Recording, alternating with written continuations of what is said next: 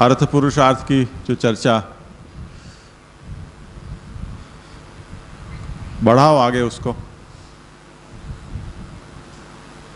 इनका ये प्रश्न था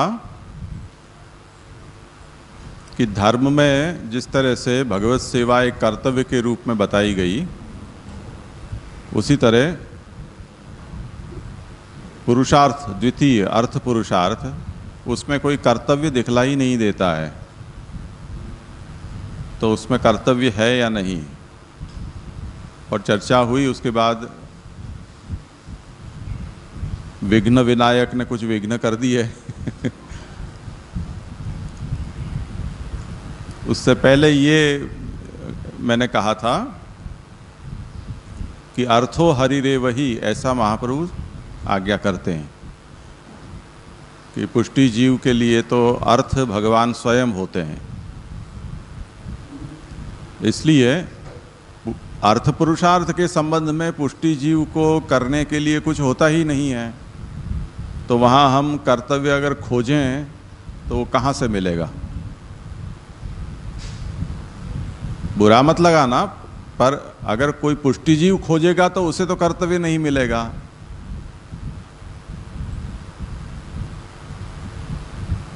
जैसे अभी मध्यांतर में भी किसी ने कहा था कि जैसे पद्मनाभ दास जी थे, उन्होंने पुष्टि मार्ग में अंगीकृत होने से पहले भागवत की वृत्ति करके वो अर्थोपार्जन करते थे। वैष्णव होने के बाद महाप्रभु ने कहा कि भागवत की वृत्ति करना उसके बजाय तो भूखे मर जाना मैं बेहतर समझता हूँ, क्योंकि ये तो भगवत नामात्मक स्वरूप है। तो उन्होंने थोड़ा उग्र संकल्प कर लिया कि भागवत क्या, अब किसी भी शास्त्र की वृत्ति नहीं करूँगा। इतना तो महाप्रभु भी नहीं चाहते थे, पर संकल्प किया सो किया। उसके बाद लकड़ी वकड़ी बेचते थे। उसके बाद उन्होंने भिक्षावृत्ति की। पर वो जितने भी अन्य अर्थोपार्जन के उपाय करते गए, वहाँ वहाँ उनको कुछ न कुछ ग्लानि हुई कि वैष्णव होने से पहले मैं इतना प्रतिष्ठित था कि लोग मेरे पांव पूजते थे, और आज मुझे लोगों के यहाँ भीख मांगने जाना पड़े तो लोग, मैं वैष्णव धर्म की निंदा होगी कि वैष्णव हुआ तो दरिद्र हो गया। इसलिए उन्होंने उन सब वृत्तियों को छोड़ा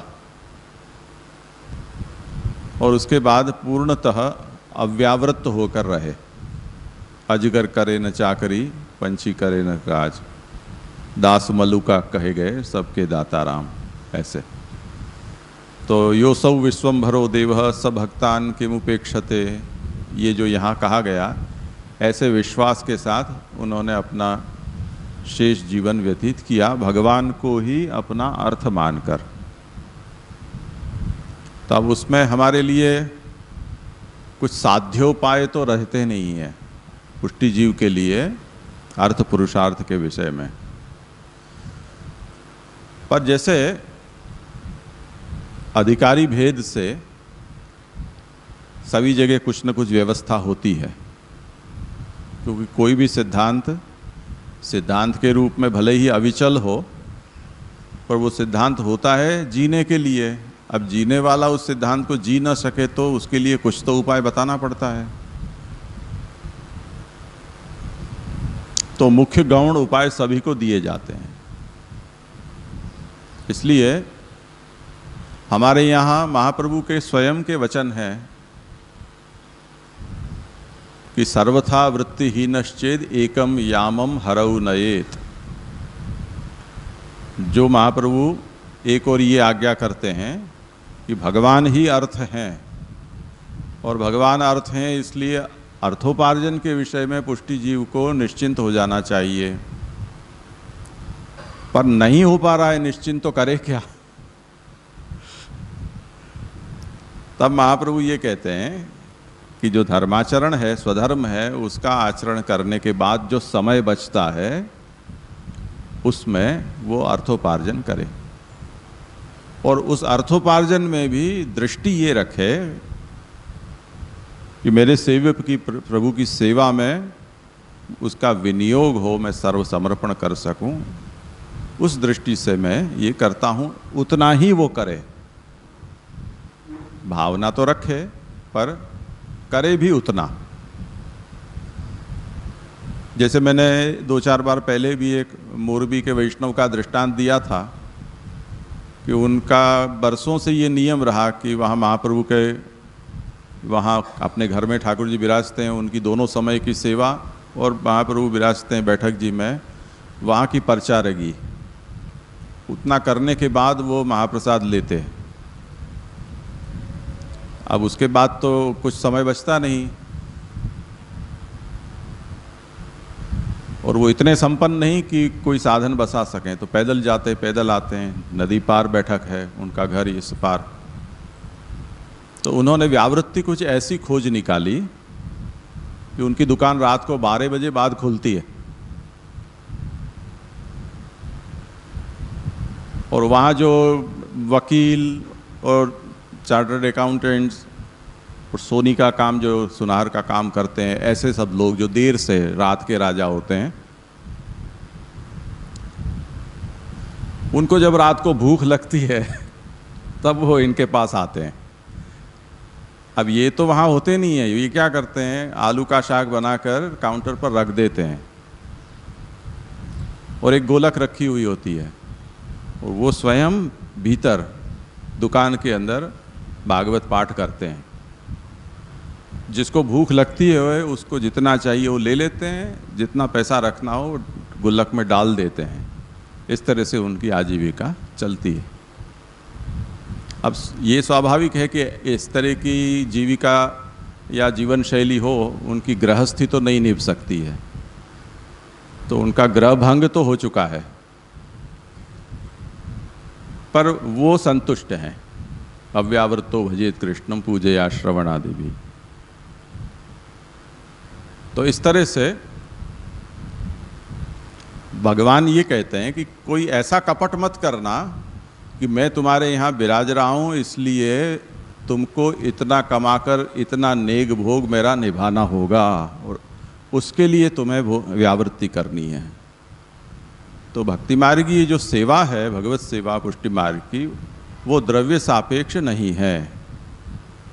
उसमें तो भगवान ही अर्थ है, वही निधि है। तो अगर आपके पास कुछ भी नहीं है तब भी आप पुष्टि मार्गीय सेवा बड़े आनंद से कर सकते हैं, उसमें प्रभु को कोई फरियाद नहीं है। ये पद्मनाभ दास जी के प्रसंग से, संत दास जी के प्रसंग से, और माधव दास बेनीदास जो भाई थे, मोती की माला का प्रसंग है, ऐसे कई प्रसंगों से प्रभु ने अपनी मनोवृत्ति है वो प्रकट की है। तो अर्थो हरि रे वही। तो अधिकारी भेद से महाप्रभु ने ये जरूर कहा कि सर्वथा वृत्ति ही नश्चेद एकम यामम हरऊ नयेत। उसी तरह एक दूसरी दृष्टि से इसको सोचना ये है कि प्रयत्न दो तरह के होते हैं। एक तो साध्योपाय, और दूसरा बाधक जो उपाय हैं उनसे निवर्तन। तो जब महाप्रभु हमें ये समझाते हैं कि स्वस्यायमेव धर्मो ही, हरि ही हमारा अर्थ है, अरे सर्वसमर्थो ही, हरि ही हमारा लिए सम्यक अर्थ है या सब कुछ अर्थ रूप है, निधि स्वरूप है, और किसी तरह के अर्थ की अपेक्षा उस निधि को नहीं है। उस स्थिति में अन्य उपायों से निवर्तन होना, यानी अव्यावृत्त बनने की ओर जाना, ये अर्थोपार्जन, ये अर्थ पुरुषार्थ हमारे लिए हो जाएगा।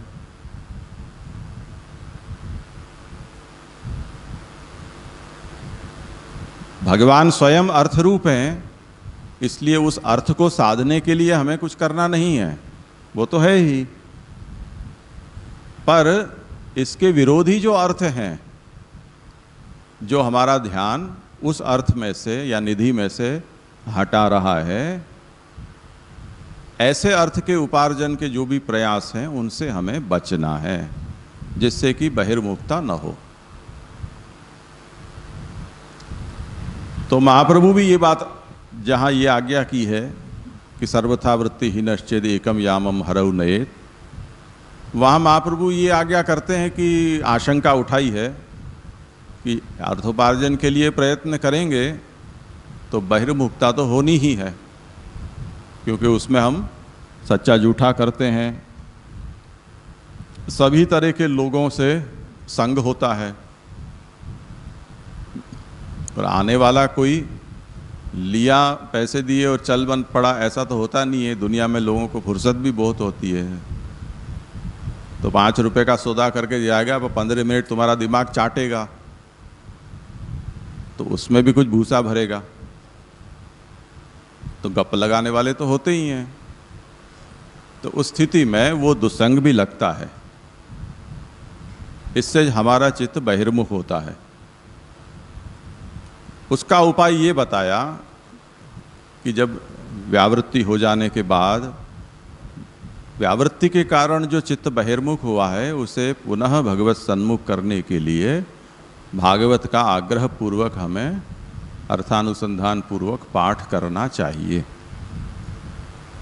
तो जितने जितने भी बहिर्मुखता लाने वाले उपाय हैं वो कुछ कुछ तो दोष लाते ही हैं। तो उन दोषों का क्षालन करने के लिए, वारण करने के लिए फिर से कुछ और ऐसे उग्र उपाय हमें अपनी ओर से करने होंगे।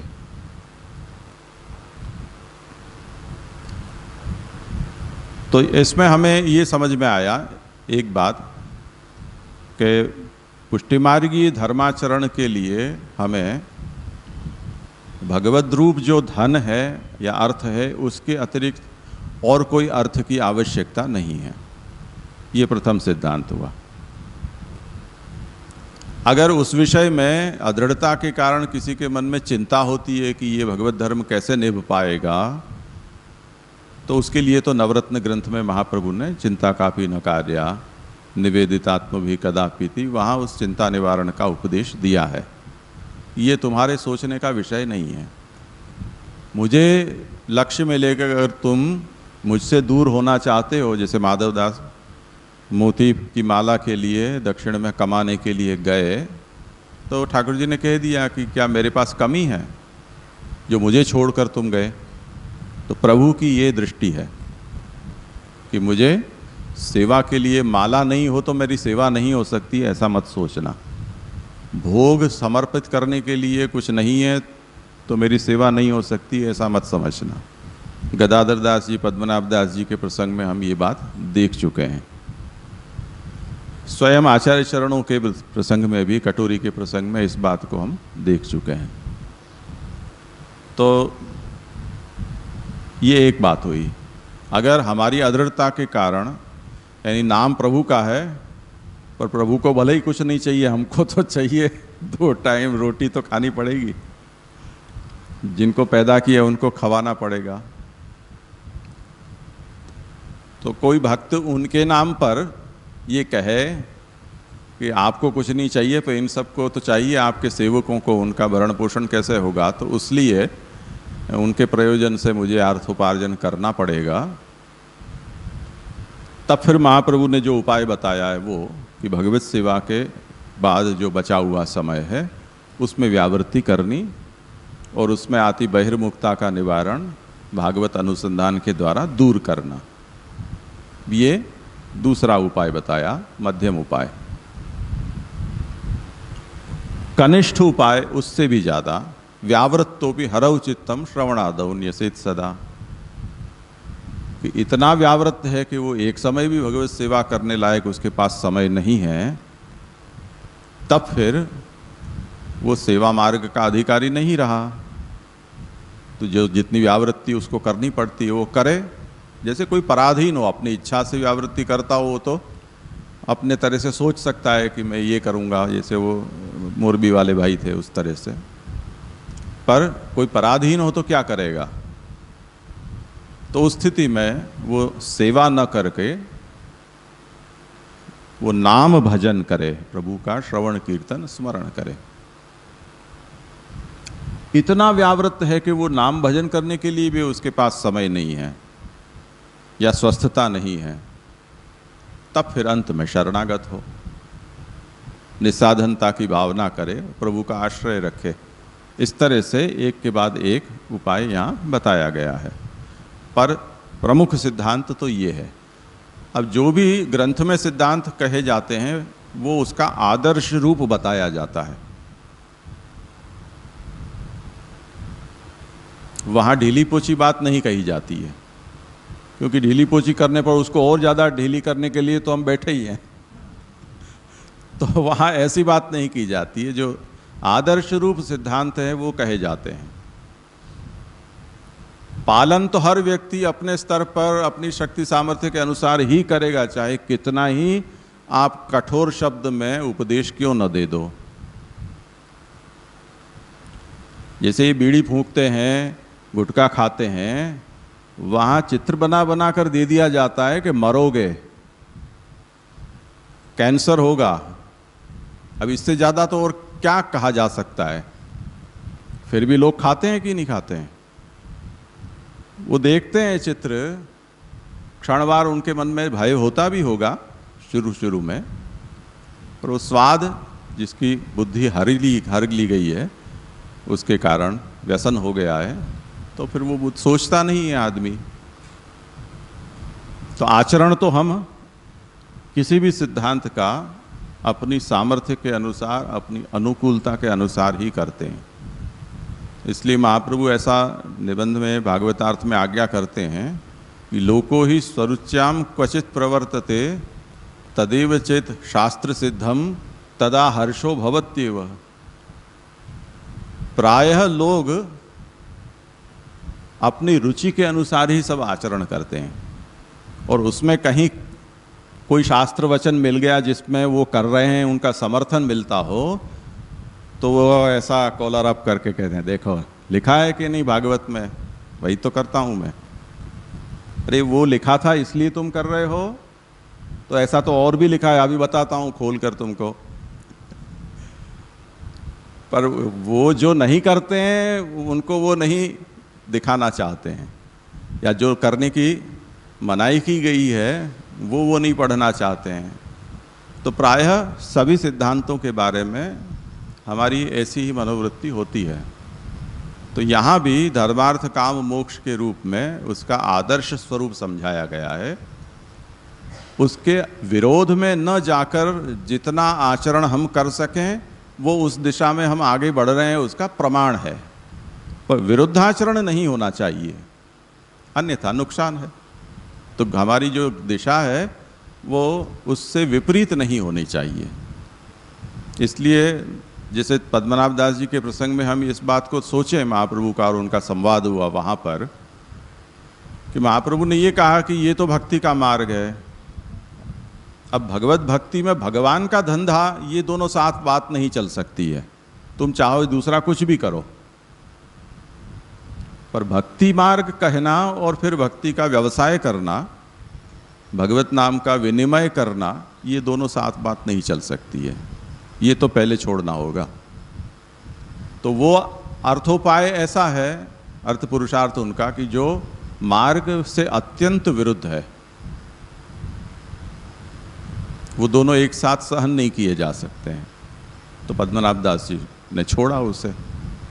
और जो अविरोधी उपाय थे वो महाप्रभु ने स्वयं बताए कि तुम भागवत छोड़ दो और सब वृत्ति तुम चाहो उन पुराणों की, महाभारत की करो, कोई चिंता की बात नहीं है। वो अविरोधी उपाय था। अगर महाप्रभु इस बात पर डटे रहते कि अर्थो हरि रेव ही, तो महाप्रभु को ये कहने की भी जरूरत नहीं थी कि तुम और पुराणों के द्वारा या शास्त्रों के द्वारा तुम वृत्ति करो। समझे ना? तो सबसे पहले दो बातें समझनी है। एक तो साधक उपाय, अगर वो सिद्ध है तब फिर उसका उपाय के रूप में कथन करना आवश्यक नहीं रहा। उस स्थिति में जो निवर्तक उपाय हैं उनको हमें करना है, कि जो सिद्ध है वो जिसके कारण हाथ से चला न जाए, तो उनका रक्षण, और जो ऐसा अर्थ पुरुषार्थ कि जो अर्थ पुरुषार्थ स्वमार्गीय अर्थ पुरुषार्थ का विघातक है, वो नहीं करना। तो जो शरणागत जीव होते हैं उनको भी तो यही कहा जाता है। शरणागत क्या कहता है कि मैं कुछ नहीं कर सकता हूँ, मैं दीन हूँ, हीन हूँ, निस्साधन हूँ। हम उसको कहें कि तुम कुछ पाठ वाठ करो, नहीं, मैंने पहले ही कह दिया ना, निस्साधन हूँ, मैं कुछ नहीं कर सकता हूँ। अच्छा, निस्साधन हो, कुछ नहीं कर सकते हो। अभी तो कल तो मैंने देखा था गणेश जी के पंडाल में तुम नाच रहे थे।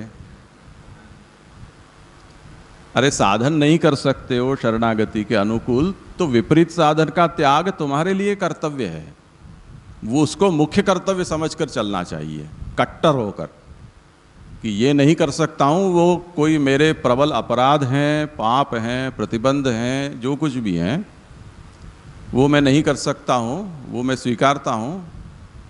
पर फालतू बैठा हूँ और कोई मुझे ये कहे चल आजा माता जी के गरबा दो चार नाच लेते हैं, चल आजा गणपति के मंडप में थोड़ा मोदक वोदक चख लेते हैं, वो तो मर जाऊंगा तब भी नहीं करूंगा। ये निवर्तक उपाय, वो वहां मुख्य हो जाते हैं। तो ये बात यहाँ खास समझनी है कि कर्तव्य का स्वरूप इस दो तरह से हमें लेना है यहाँ। हाँ, जैसे आपने जो बोला बराबर समझा। तो मैं ज़रा ये क्लियर करना चाहती हूँ कि पुरुषार्थ मतलब चाहना, अगर हम समझते हैं तो बराबर है ये सब। तो पहले फिर कर्तव्य समझना है कि फिर ओनली रोल मॉडल के एंगल से समझना चाहिए, अगर पुरुषार्थ का अर्थ चाहना लेते हैं तो? नहीं, दोनों ही अर्थ मैंने कहे ना, दोनों ही लेने हैं। फिर अर्थना का मतलब होता है कामना या इच्छा, और उसके लिए, उसे पूर्ण करने के लिए किया जाता प्रयत्न, ये उसका रूढ़ अर्थ है। तो दोनों ही लेने हैं यथा योग्य।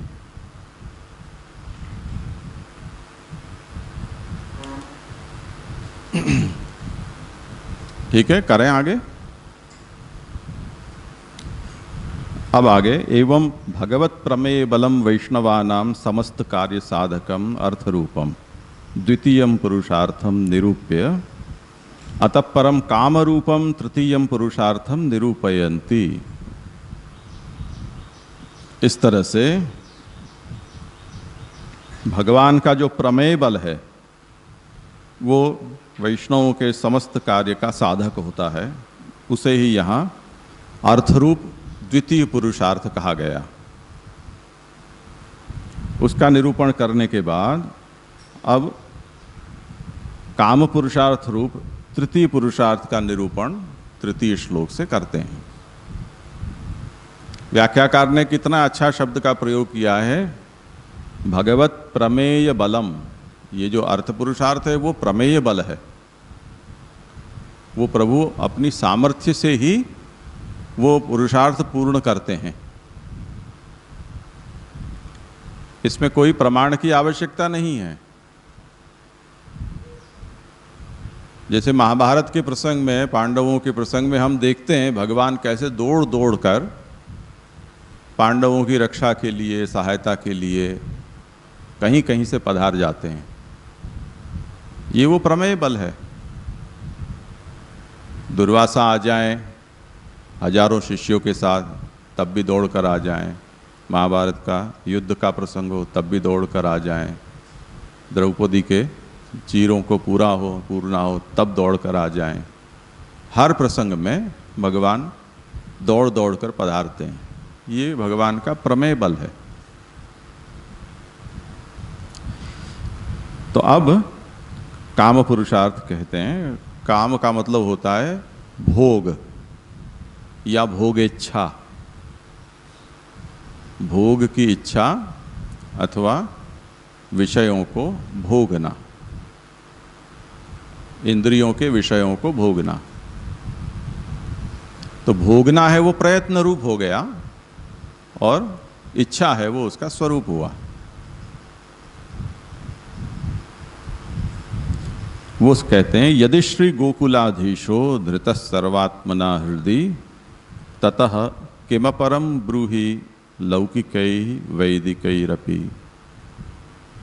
यदि श्री गोकुलाधीश को हृदय में सर्वात्मना धारण कर लिया जाता है, तब फिर लौकिक से या वैदिक से और क्या बचता है ये तुम बताओ।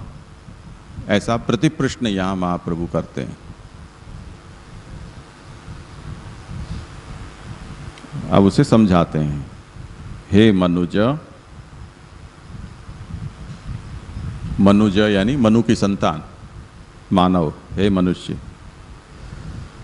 यदि स्वहृदय अपने हृदय में यानी अंतःकरण में सर्वात्मना अर्थात प्रथम श्लोक में जो कहा उस तरह से सर्वात्म भाव से श्री गोकुलाधीश प्रभु स्थापितः, गोकुलाधीश प्रभु को जब तुमने स्थापित कर लिया है, तदा तो फिर श्री गोकुलाधीशात पूर्ण पुरुषोत्तमाद अपरम अन्यत सर्वस्माद अत्युत्कृष्टम भक्तानाम सर्व काम पूरकम वस्तु किमप्यस्ति तर्हि ब्रूहि।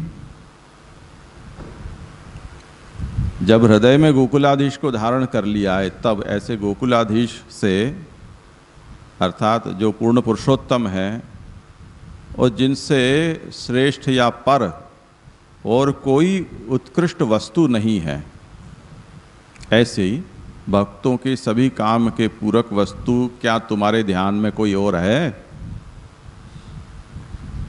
बताओ तुम हो तो। लौकिकई ही यानी लौकिक साधन सिद्धि युक्तई ही वचनई ही, वैदिकई ही यानी वैदिक यागादि साधक वचनई ही निर्धारित फलम मुक्ति साधकम मुमुक्षूणाम काम पूरकम अपि इदमेव इति भावः। अर्थात लोक से सिद्ध होने वाली और वेद से सिद्ध होने वाली ऐसी उत्कृष्ट वस्तु गोकुलाधीश से अधिक और कोई नहीं है। यानी मोक्ष पर्यंत जो सिद्धि लोक में जो होती है वो उत्तमोत्तम भोग्य पदार्थों की प्राप्ति लोक में मानी जाती है सिद्धि,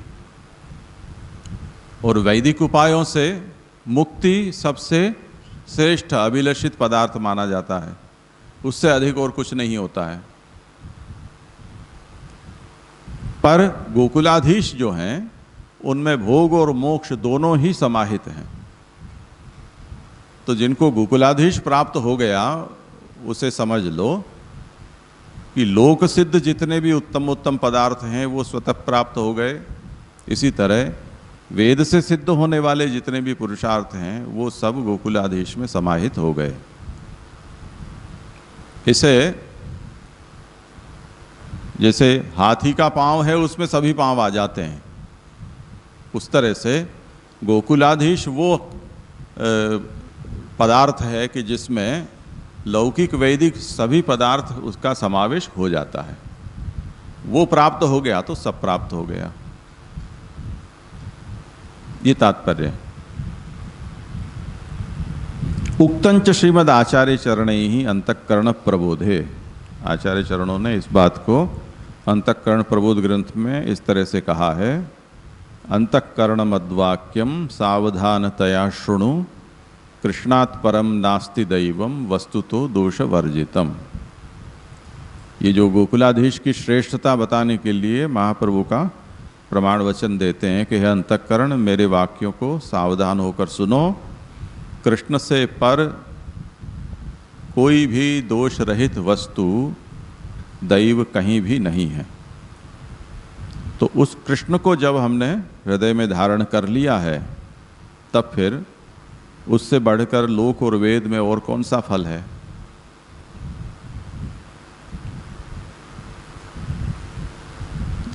भगवदियों ने गाया है चकैरी चल चरण सरोज, तो अब न सुहाए विषय रस छिल्लर वा समुद्र की आस। तो जिसने वो उत्तम वस्तु को एक बार चख लिया है, उसके बाद उससे जो न्यून है उसमें उसको स्वाद नहीं आता है। ऐसे कई दृष्टांत हैं। हमें अपने अपने स्वाद हर विषय में बैठ जाते हैं। उसके कारण जो उत्तम नहीं है ऐसा पदार्थ भी हमें उत्तम प्रतीत होता है, पर जब हम उत्तम पदार्थ को एक बार चख लें तब फिर और सब विषय हैं वो तुच्छ हमें प्रतीत होते हैं। अभी कुछ समय पहले इत्र के बारे में चर्चा हो रही थी। कन्नौज जहाँ पर इत्र बनते हैं, रूह बनती हैं, उसमें 20 लाख रुपए लीटर का भाव है उसका, गुलाब की रूह का। हम ये श्रृंगार वाले और उनके पास जाते हैं और ये कहते हैं कि हमें गुलाब का अत्तर चाहिए 20 रुपए की सीसी। अब वो 20 रुपए की देता है, 1 तोला या 10 ग्राम जो भी हो। अब जिसने 20 लाख लीटर वाला इत्र या रूह, उसको एक बार जिसने स्वाद उसका चखा है, सूंघा है, अनुभव किया है, अब उससे उतरती कक्षा की कोई चीज़ उसको, भले 20,000 रुपये की दे दो या 2 लाख रुपये की दे दो, वो उसको नहीं सुहा सकती है। तो अब ध्यान से ये समझना है कि उत्तमता का स्वाद क्या होता है, वो तो चखने पर ही समझ में आता है। इसी तरह गोकुलाधीश को जिसने हृदय में धारण किया है, उससे तो अधिक कोई है ही नहीं। तब फिर उससे उतरती कक्षा कि जिसके लिए हम सभी लोग दौड़ रहे हैं, लौकिक या वैदिक फलों की, और क्या हो सकता है ऐसा महाप्रभु हमने सामने से पूछ रहे हैं। किंच और भी प्रमाण देते हैं उनकी श्रेष्ठता के। एकम शास्त्रम देवकी पुत्र गीतम, एको देवो देवकी पुत्र एव, मंत्रोपेकस तस्य नामानि यानि, कर्मापेकम तस्य देवस्य सेवा। यहाँ भी महाप्रभु उसकी श्रेष्ठता बताते हैं। ये तो प्रसिद्ध है, इसमें कुछ विशेष कहने योग्य नहीं है। अर्थात इसका तात्पर्य समझाते हैं कि भगवत प्राप्त्यर्थम भगवदीयानाम भगवत स्वरूप सेवनम उपदिष्टम, प्राचीनैः भगवदीयैः नारदाद्यैर मुनिभिः। जो प्राचीन भगवदीय मुनि हैं, नारद आदि, उन्होंने भगवत प्राप्ति के लिए भगवदियों को भगवत स्वरूप सेवा का ही उपदेश दिया है। जैसे इस वचन में कहा, कर्माप्येकम तस्य देवस्य सेवा। यदि सैव हृदय स्थापितो अर्थात निविष्टः तदा तस्य वैष्णवस्य सेवाफलम किमपरम अन्यद दृष्टि प्राप्तव्यम न किमपरम अन्यदपि इति सिद्धांतः। तो जो उपदेश प्राचीन भगवदियों ने हमें दिया है, उन भगवदियों के उपदेश के अनुसार उस गोकुलाधीश को जब हमने अपने हृदय में स्थापित कर लिया है, तब ऐसे वैष्णव को सेवा के फल रूप अन्य और क्या अब देखने लायक, सुनने लायक या प्राप्त करने लायक बच जाता है। तो तात्पर्य ये है कि महाप्रभु तृतीय श्लोक में पुष्टि मार्गी के काम पुरुषार्थ का निरूपण करते हुए ये समझाते हैं कि अगर पुष्टि जीव की कोई कामना है तो वो भगवत कामना है, वो भगवान को चाहता है। और भगवान क्योंकि सर्वोत्तम है, सर्वोत्कृष्ट हैं, आनंद स्वरूप हैं या परमानंद स्वरूप हैं, इसलिए उनसे अधिक इस लोक में या वेद में और कोई फल हो नहीं सकता है। तो उनको ही आप अपने काम्य रूप में अपने मन में बसाओ, अपने हृदय में बसाओगे, तो अपने आप ही जो क्षुद्र विषय हैं उनकी कामना अपने मन में से निकल जाएगी। तो निवर्तक उपाय में ये करना है कि भगवान को हमें अपने मन में बसाना है और भगवद इतर जो अन्य काम्य के रूप में प्रसिद्ध हैं उनके दोषों का चिंतन करना है। श्री गांव गोपीनाथ प्रभु चरण इस विषय में आज्ञा करते हैं कि किसी भी विषय में जो वैराग्य होता है वो उनके दोषों के चिंतन से बढ़ता है। तो वैराग्य का यही उपाय है। तो जिनको हम फल रूप मान रहे हैं और उसके लिए हम प्रयत्नशील हैं हमारे काम पुरुषार्थ या भोग पुरुषार्थ के रूप में, उनके दोषों का चिंतन करने पर उनमें काम्यता की बुद्धि हमारी नष्ट होगी। दूसरी ओर सर्वोत्कृष्ट होने से, परमानंद रूप होने से भगवान को काम्य रूप में हमारे मन में हम स्थापित करते हैं तो उसमें और ज़्यादा सहायता मिल जाती है। तो पुष्टि जीव का काम, जैसे संग्रह कारिका में कामो हरिदिदृक्षैव इस रूप में कहा गया है, और इसका पूर्व श्लोक में के निरूपण के वक्त भी मैंने कहा था कि दिदृक्षा तो देखने की इच्छा को कहते हैं, पर वो उपलक्षण है।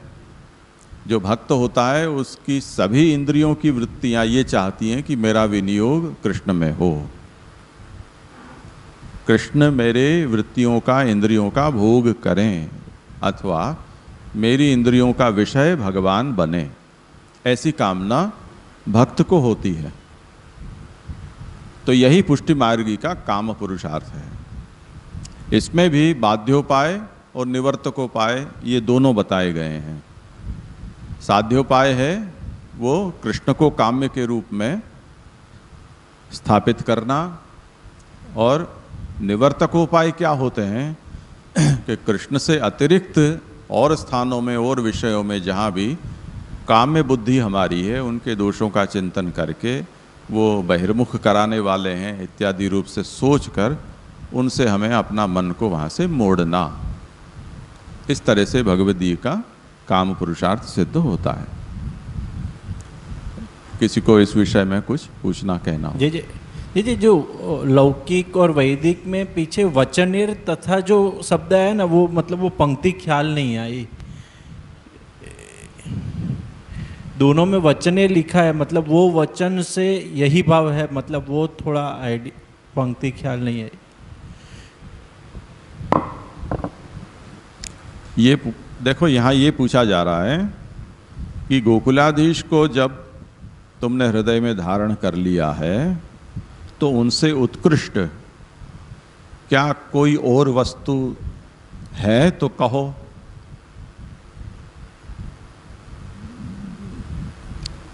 तो उत्कृष्ट वस्तु हम कहाँ खोजेंगे? लोक में जिसे उत्कृष्ट के रूप में कहा जाता है उसे कहेंगे, लोक में नहीं है और वेद में कहा गया हो तो वेद में खोजेंगे, यानी शास्त्र में।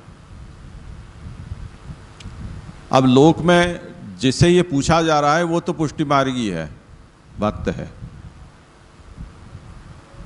उसको तो ये समझाया गया है कि गोकुलाधीश ही काम्य है।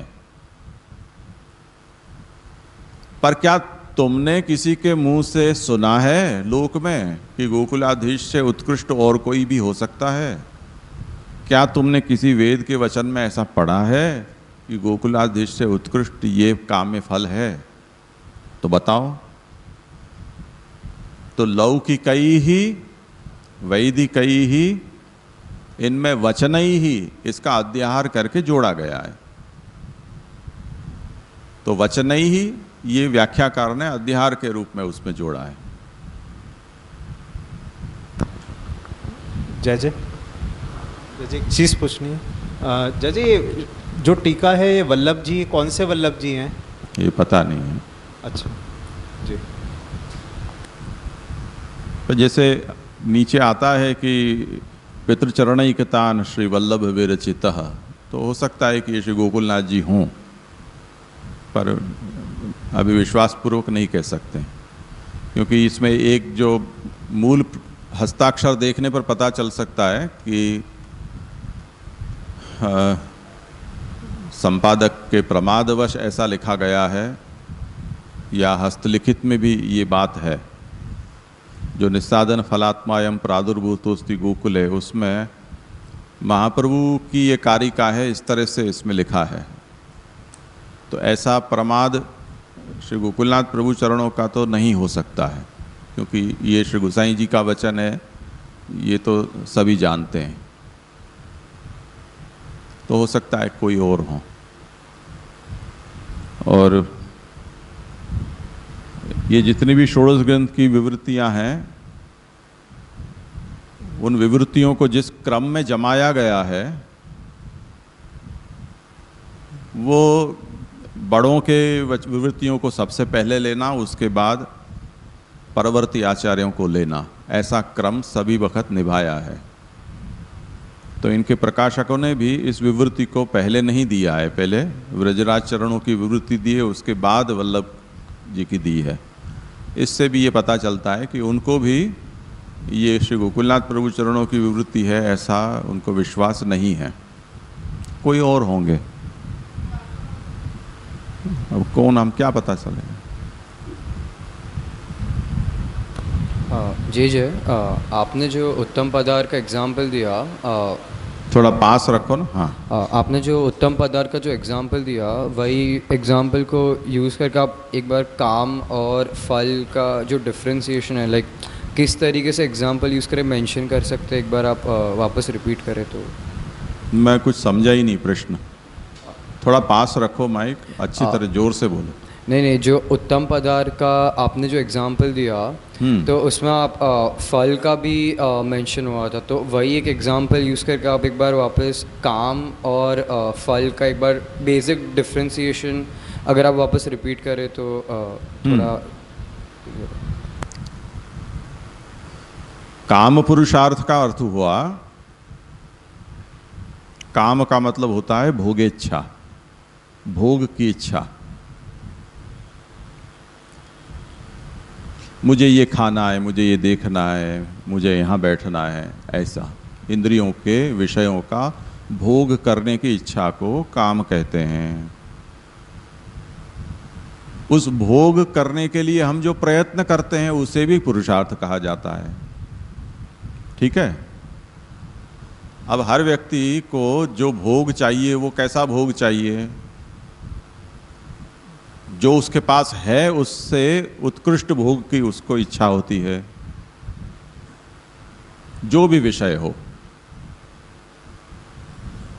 और वो उत्कृष्टता के ऐसे कोई मानक नहीं है कि इसे ही उत्कृष्ट कहा जाए। दो बातें होती हैं, आपको जो अच्छा लगा वो आपके लिए उत्कृष्ट है, अथवा लोक में जिसे लोग चढ़ा दें कि ये उत्कृष्ट है, भले ही वो रद्दी जैसी वस्तु हो। रसोई शो वाले ऐसा करते हैं, वो ऐसे ऐसी विचित्र विचित्र नाम की व्यंजन और उसके बड़ा प्रशंसा करते हुए उसको बनाते हैं और ऐसा अभिनय करते हैं उसको चखते हुए कि जैसे अमृत चख लिया हो ऐसा। और ज़्यादातर लोग उनका अनुकरण जब करके बनाते हैं तो गोबर जैसा स्वाद आता है उसमें।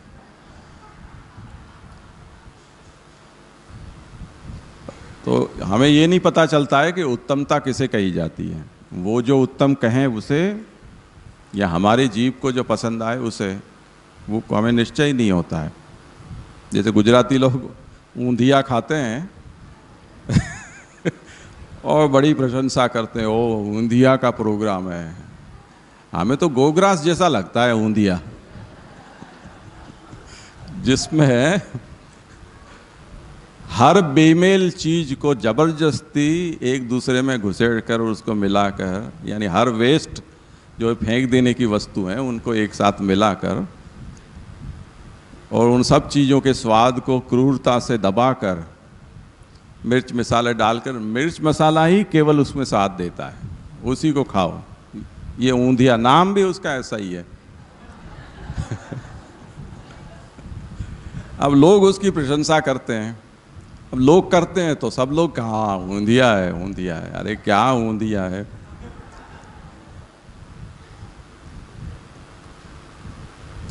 तो जो उत्तमता है उसका कोई स्टैंडर्ड नहीं होता है।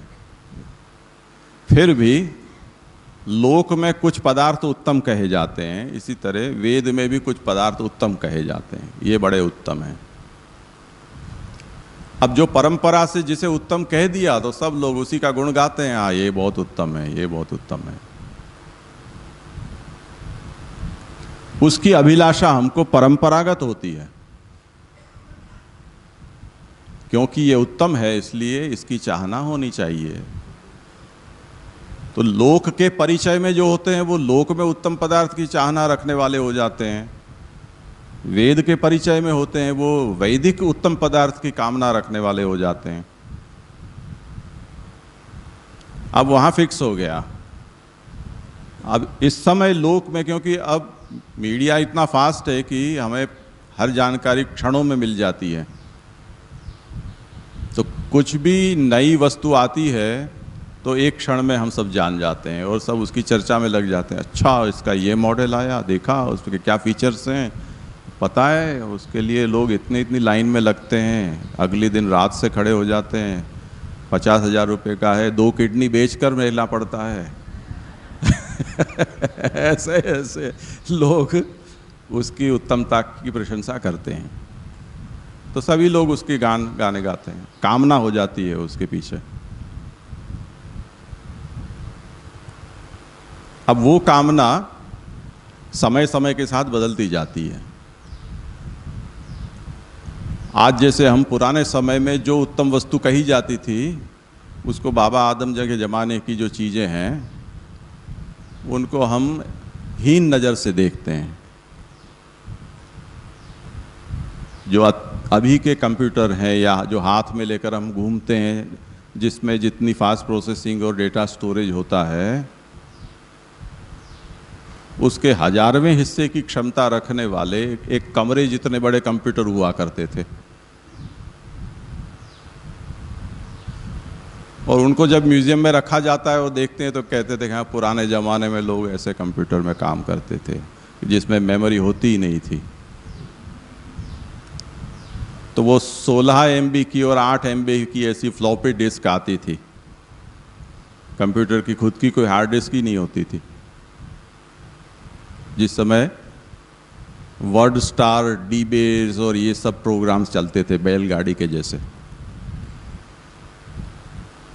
अब उसके ऊपर हम हीनता की दृष्टि से, उस समय लोग बड़े बड़े पैसे देकर कोर्सेज करते थे और लोग उस कंप्यूटर में, उस फ्लॉपी डिस्क किसी के हाथ में हो तो सीना तान के चढ़ता है, और मैं हाईली एडवांस्ड हूँ।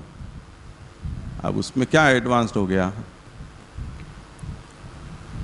तब वो फिर काम्य नहीं रहा, जमाना बदल गया तो अब वो कामना का विषय नहीं रहा। तो कामना का विषय बदलता रहता है, उसकी उत्तमता का भी मानक बदलता रहता है। अब वेद का विषय ऐसा है कि वो तो स्थिर है, क्योंकि उसमें कोई इतने ज़्यादा एक्सपीरियंस वाले लोग हमारे पास है नहीं जो बताएं हमको कि आजकल वैदिक कामना का विषय है वो कौन सा ट्रेंडिंग है या वायरल है। उसकी कोई जानकारी देने वाला आज नहीं रहा। फिर भी इन दिनों में वापस जोश चढ़ा है। सब आपने पुष्टि मारी कि ये लोग जो बीमार पड़ रहे हैं वो कोरोना के लिए कुछ यज्ञ कर रहे हैं, कुछ संतान प्राप्ति के लिए कुछ यज्ञ कर रहे हैं। कई लोग हैं वो बीमारी, मानसिक बीमारी को ठीक करने के लिए यज्ञ कर रहे हैं। तो वल्लभ कुल बालकों में इन दिनों ये यज्ञ बहुत फैशन में है। उनको पूछना चाहिए कि आजकल नया काम में क्या है। महाप्रभु जी पूछ रहे हैं, लौकी कही वैदिक कही रपी, आप जरा बता तो चाहे कि गोकुला देश से अधिक काम में और लोक और वेद में क्या और उत्कृष्ट है, ये तो बताएं। आपके दादाजी पूछ रहे हैं। तो यहाँ ये पूछना चाह रहे हैं कि इससे अधिक और लोक में क्या है, इससे अधिक और वेद में क्या है काम्य, जिसके लिए तुम लालायित हो रहे हो, लाव लाव मच रही है जिसके लिए, या जिसके लिए ये जो धन है, निधि है, उसको तुमने इन्वेस्टमेंट में लगा दिया है, जिसके जोर पर तुम और अर्थ खींचना चाहते हो और दूसरे भोग भोगना चाहते हो। ऐसा महाप्रभु यहाँ पूछना चाहते हैं। एवं हाँ जी प्रणाम। मेरे को नहीं आना सामे नहीं बोली शका ऐसे बोल दो, आप रिपीट कर लेना। नहीं मोड़ू फेरवी ने बोलो तो वांधो નથી। આ થોડું સાસુ બહુ જેસું થઈ જશે। હા जी તો મને એ નહીં સમજાયું કે જ્યારે જ્યારે બહિર્મુખતા થાય આપણને તો ભાગવતજીનું અનુસંધાન કરવું, તો એ અનુસંધાન શબ્દ નહીં સમજમાં આવ્યા જીજી कि कैसे अनुसंधान माने कि स्तुतियाँ, ये भागवत इतना विस्तार है, तो हम अनुसंधान के शब्द मेरे को समझ में नहीं आयो कि बहिर्मुखता तो होती ही रहती है, तो ये तब भागवत का करना अनुसंधान, तो ये मेरे को समझना है कि कैसे भागवत का अनुसंधान करें हम। जैसे हमें कोई रोग है, वो रोग जिन कारणों से बढ़ता है उस पर हमारा संयम न हो, तब हमें दवाई का सहारा लेना पड़ता है। तो आपको शुगर की बीमारी है, आप मिष्टान नहीं छोड़ सकते हो, तो खाओ, उसके बाद दवाई खाओ वो शुगर को जलाने के लिए। आपको हाइपरटेंशन है, नमक नहीं छोड़ सकते हो, तो खाओ, उसके लिए दवाई खाओ। तो हर चीज़ के दोनों उपाय हैं ना, निवृत्ति रूप उपाय है, वो आप नहीं कर सकते हो, तब फिर आपको उसको बैलेंस करने के लिए कोई दूसरा उपाय करना होगा। तो महाप्रभु ये आज्ञा करते हैं कि व्यावृत्ति से हमें कोई वेर नहीं है, पर व्यावृत्ति ऐसी वस्तु है कि आपने जिसे लक्ष्य बनाया है उस लक्ष्य से आपको दूर ले जाएगी, वो उसका स्वरूप ही ऐसा है।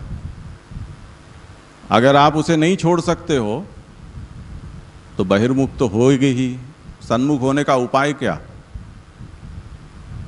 तो नामात्मक रूप है, उसको आप कभी भी उसका अनुसंधान कर सकते हो। भगवान विराजते तो सब बार नहीं होंगे ना, ऐसा तो नहीं होगा कि हम नौकरी से आए, ठाकुर जी के अनुसार हो गए, बहिर्मुख हो गए, एक मिनट जरा जग जाओ, मुझे सन्मुख होना है। ऐसा तो ठाकुर जी को तो हम कह नहीं सकेंगे, उनकी तो अपनी मर्यादा है। पर भागवत को हम कभी भी खोल सकते हैं, उनमें उनको पोढ़ाते नहीं हैं। तो भागवत का अनुशीलन करना चाहिए। ये वो तो जो पद्धति बताई है उसी तरह से करना चाहिए। ऐसा नहीं है कि कभी भी कोई भी पन्ना खोल लिया और चालू हो गए, ऐसा थोड़ी होता है। इसलिए नियम पूर्वक ही करना है, उसकी पद्धति से ही करना है। सिखों में ऐसा मैंने देखा है, गुरुद्वारा में एक बार गए थे, तब मैंने उनसे पूछा था कि आए ये गुरु ग्रंथ साहिब का किस तरह से आप करते हैं, तो कि हम हर रोज गुरु ग्रंथ से आदेश लेते हैं। वो जो ग्रंथी होता है उनकी भी ठाकुर जी की तरह जगाने, पोड़ाने, भोग धरनी, ये सब सेवा होती है ग्रंथ साहब की। तो जगाने के बाद वो गुरु ग्रंथ के ऐसे ही आँख मीच कर कोई भी पन्ना खोलते हैं और उस पन्ना खोल कर उस पर जो भी वो सब संतों के दोहा, छंद, कीर्तन, भजन ही है उसमें, और तो कुछ है ही नहीं। तो जो पन्ना खुलता है उसमें जो पद होता है वो बोलते हैं, और उसका जो अर्थ होता है, उसमें जो मुख्य संदेश है वो उस दिन के लिए आदेश हुआ गुरु का, ऐसा वो ग्रहण करते हैं। उसमें वो नियम नहीं होता है कि कल ये खोला तो आज दूसरा पन्ना खोलें, ऐसा वो नहीं करते हैं। पर भागवत का अनुसंधान हमें इस तरह से नहीं करना है, जो पद्धति बताई गई है उसी तरह से करना चाहिए।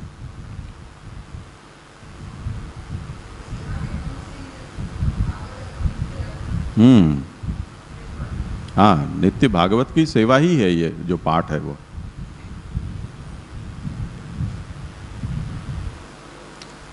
एवं कामरूपम तृतीयम पुरुषार्थम निरूप्य अतः परम चतुर्थम मुक्ति रूपम पुरुषार्थम उपदिशन्ति। इस तरह से तीसरा काम पुरुषार्थ का निरूपण करने के बाद अब चौथा मुक्ति रूप पुरुषार्थ का उपदेश करते हैं। अतः सर्वात्मना शश्वत गोकुलेश्वर पादयोः स्मरणम भजनं चापि न त्याज्यम इति मे मतिः।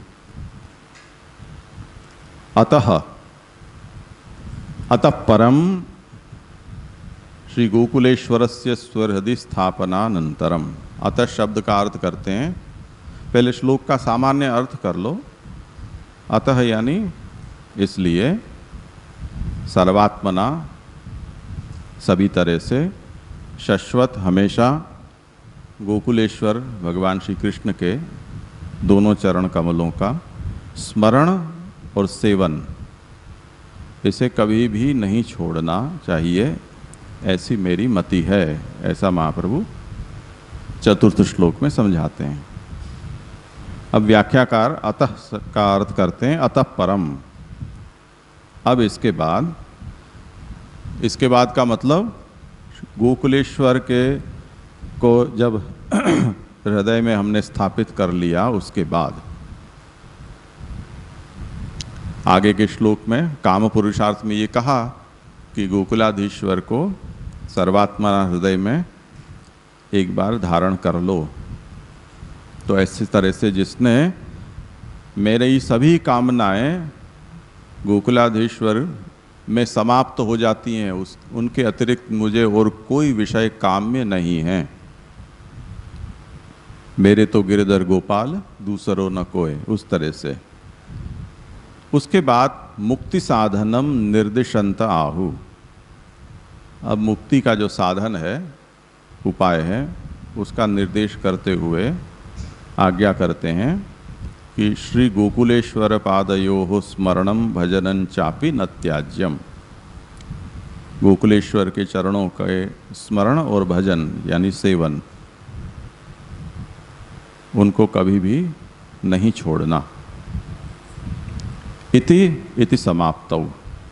इति में मति, वहाँ जो इति पद है वो समाप्ति के अर्थ में, यानी इसके आगे और कोई फल या इसके आगे और कोई सिद्धि नहीं हो सकती है। उदाहरण से समझाते हैं। यथा औषध सेवनात् सुखी भूतस्यापि पुनः औषध सेवनम पुनर्व्याधि अनुत्पत्तिकरम भवति।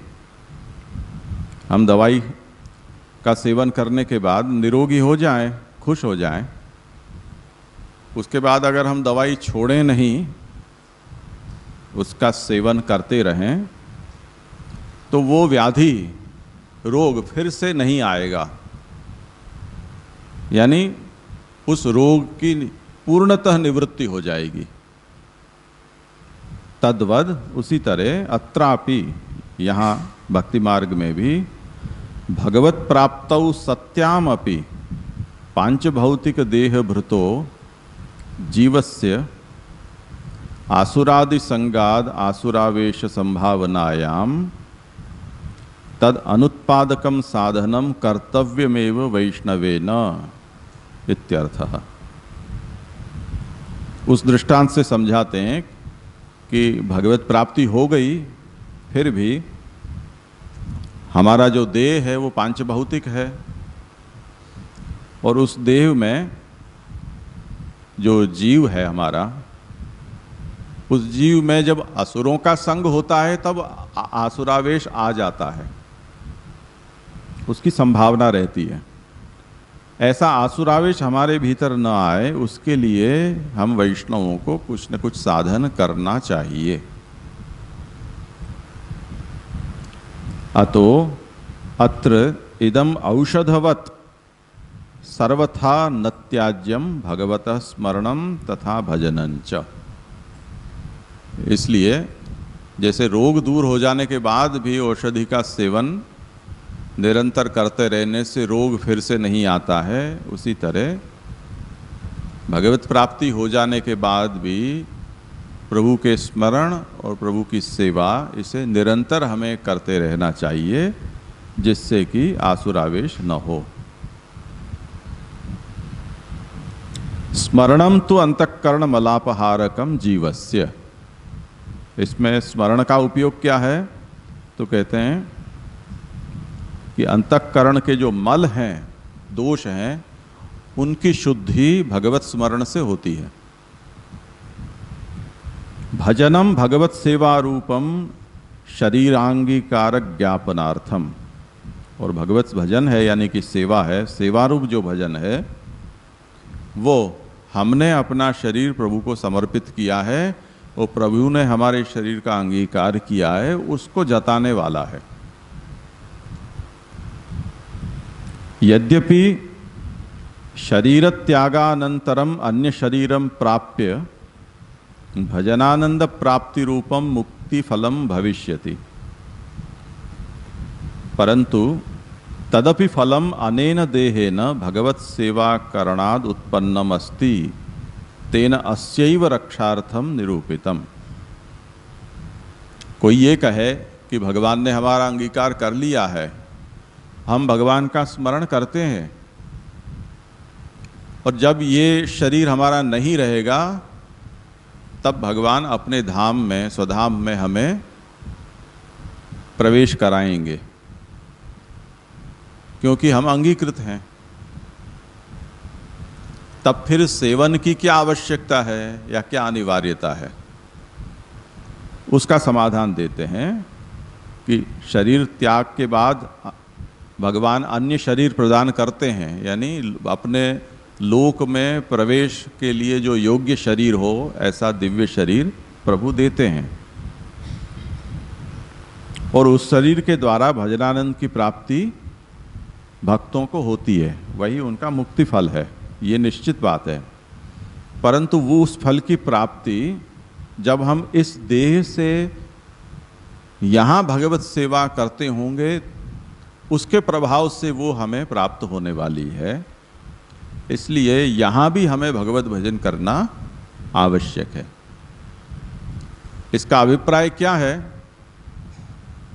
कि जैसे हम जो आजीवन कर्म करते हैं वो कर्म आगे भी हमारे इंद्रियों में वृत्ति के रूप में संग्रहित होते हैं। अभी कुछ समय पहले ये विषय की चर्चा भगवत गीता के प्रसंग में हुई थी कि लोग कभी न कभी अपनी व्यावृत्ति से निवृत्त होते हैं, रिटायर्ड होते हैं, और व्यावृत्ति के समय उनके मन में कई चीज़ों की अभिलाषा होती है कि हम संगीत सीखेंगे, हम चित्रकारी सीखेंगे, हम घोड़े सवारी करेंगे, या हम सेवा करेंगे, स्मरण करेंगे, ऐसा ऐसा कुछ भी। वो व्यावृत्ति के काल में उनकी बहुत सी अभिलाषाएं होती हैं। जब जो चीज़ नहीं कर सकते हैं उसकी कामना ज़्यादा होती है, ये सामान्य सिद्धांत है। पर क्योंकि व्यावृत्ति के काल में हमने जो प्रवृत्तियां की हैं उनके अलावा और कोई प्रवृत्ति जो नहीं की है, केवल अभिलाषा रखी है, वो व्यावृत्ति के बाद भी आप नहीं कर सकते हो। ध्रुव सिद्धांत है, क्योंकि आपका शरीर, आपका मन उसके लिए तैयार नहीं है, ट्रेंड नहीं है। तो हम ये बात देखते हैं कि जो निवृत्त हो जाते हैं उनसे लोग कई अपेक्षा रखते हैं कि अब ये लोग ये करेंगे, ये करेंगे, वो करेंगे, पर वो नहीं कर पाते हैं। उनमें उनका दोष नहीं है, क्योंकि जीवन भर उन्होंने वो किया नहीं है, तो अब उनका शरीर, उनका मन उसके लिए तैयार ही नहीं है, वो नहीं कर पाते हैं। पर व्यावृत्ति के साथ साथ अगर उन्होंने जो कुछ भी किया हो,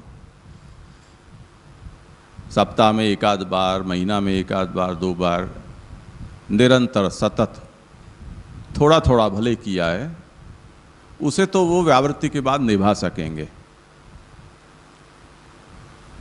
पर जो किया ही नहीं है, केवल अभिलाषा रखी है, वो कोई प्रवृत्तियां उसके बाद होनी संभव नहीं है। ये अभिप्राय से यहाँ कहा जा रहा है कि आप भगवान जिनको सेवोपयोगी देह की प्राप्ति रूप फल देते हैं, वो किनको देते हैं कि जिन्होंने सेवा का स्वाद यहाँ चखा है, जिन्होंने यहाँ भगवत सेवा नहीं की है इस लोभ से कि अंगीकृत हैं हमें भगवत लोक में तो वो फल प्राप्त होने ही वाला है, तो भूल जाओ ऐसा वहाँ तुमको कोई फल मिलेगा। वहाँ कोई चिड़िया, तोता या ऐसा कुछ बनाकर भगवान कोई झाड़ पे बैठा देंगे तुमको, सेवा एवा कुछ नहीं मिलने वाली है, क्योंकि जानते हैं ये निकम्मा है।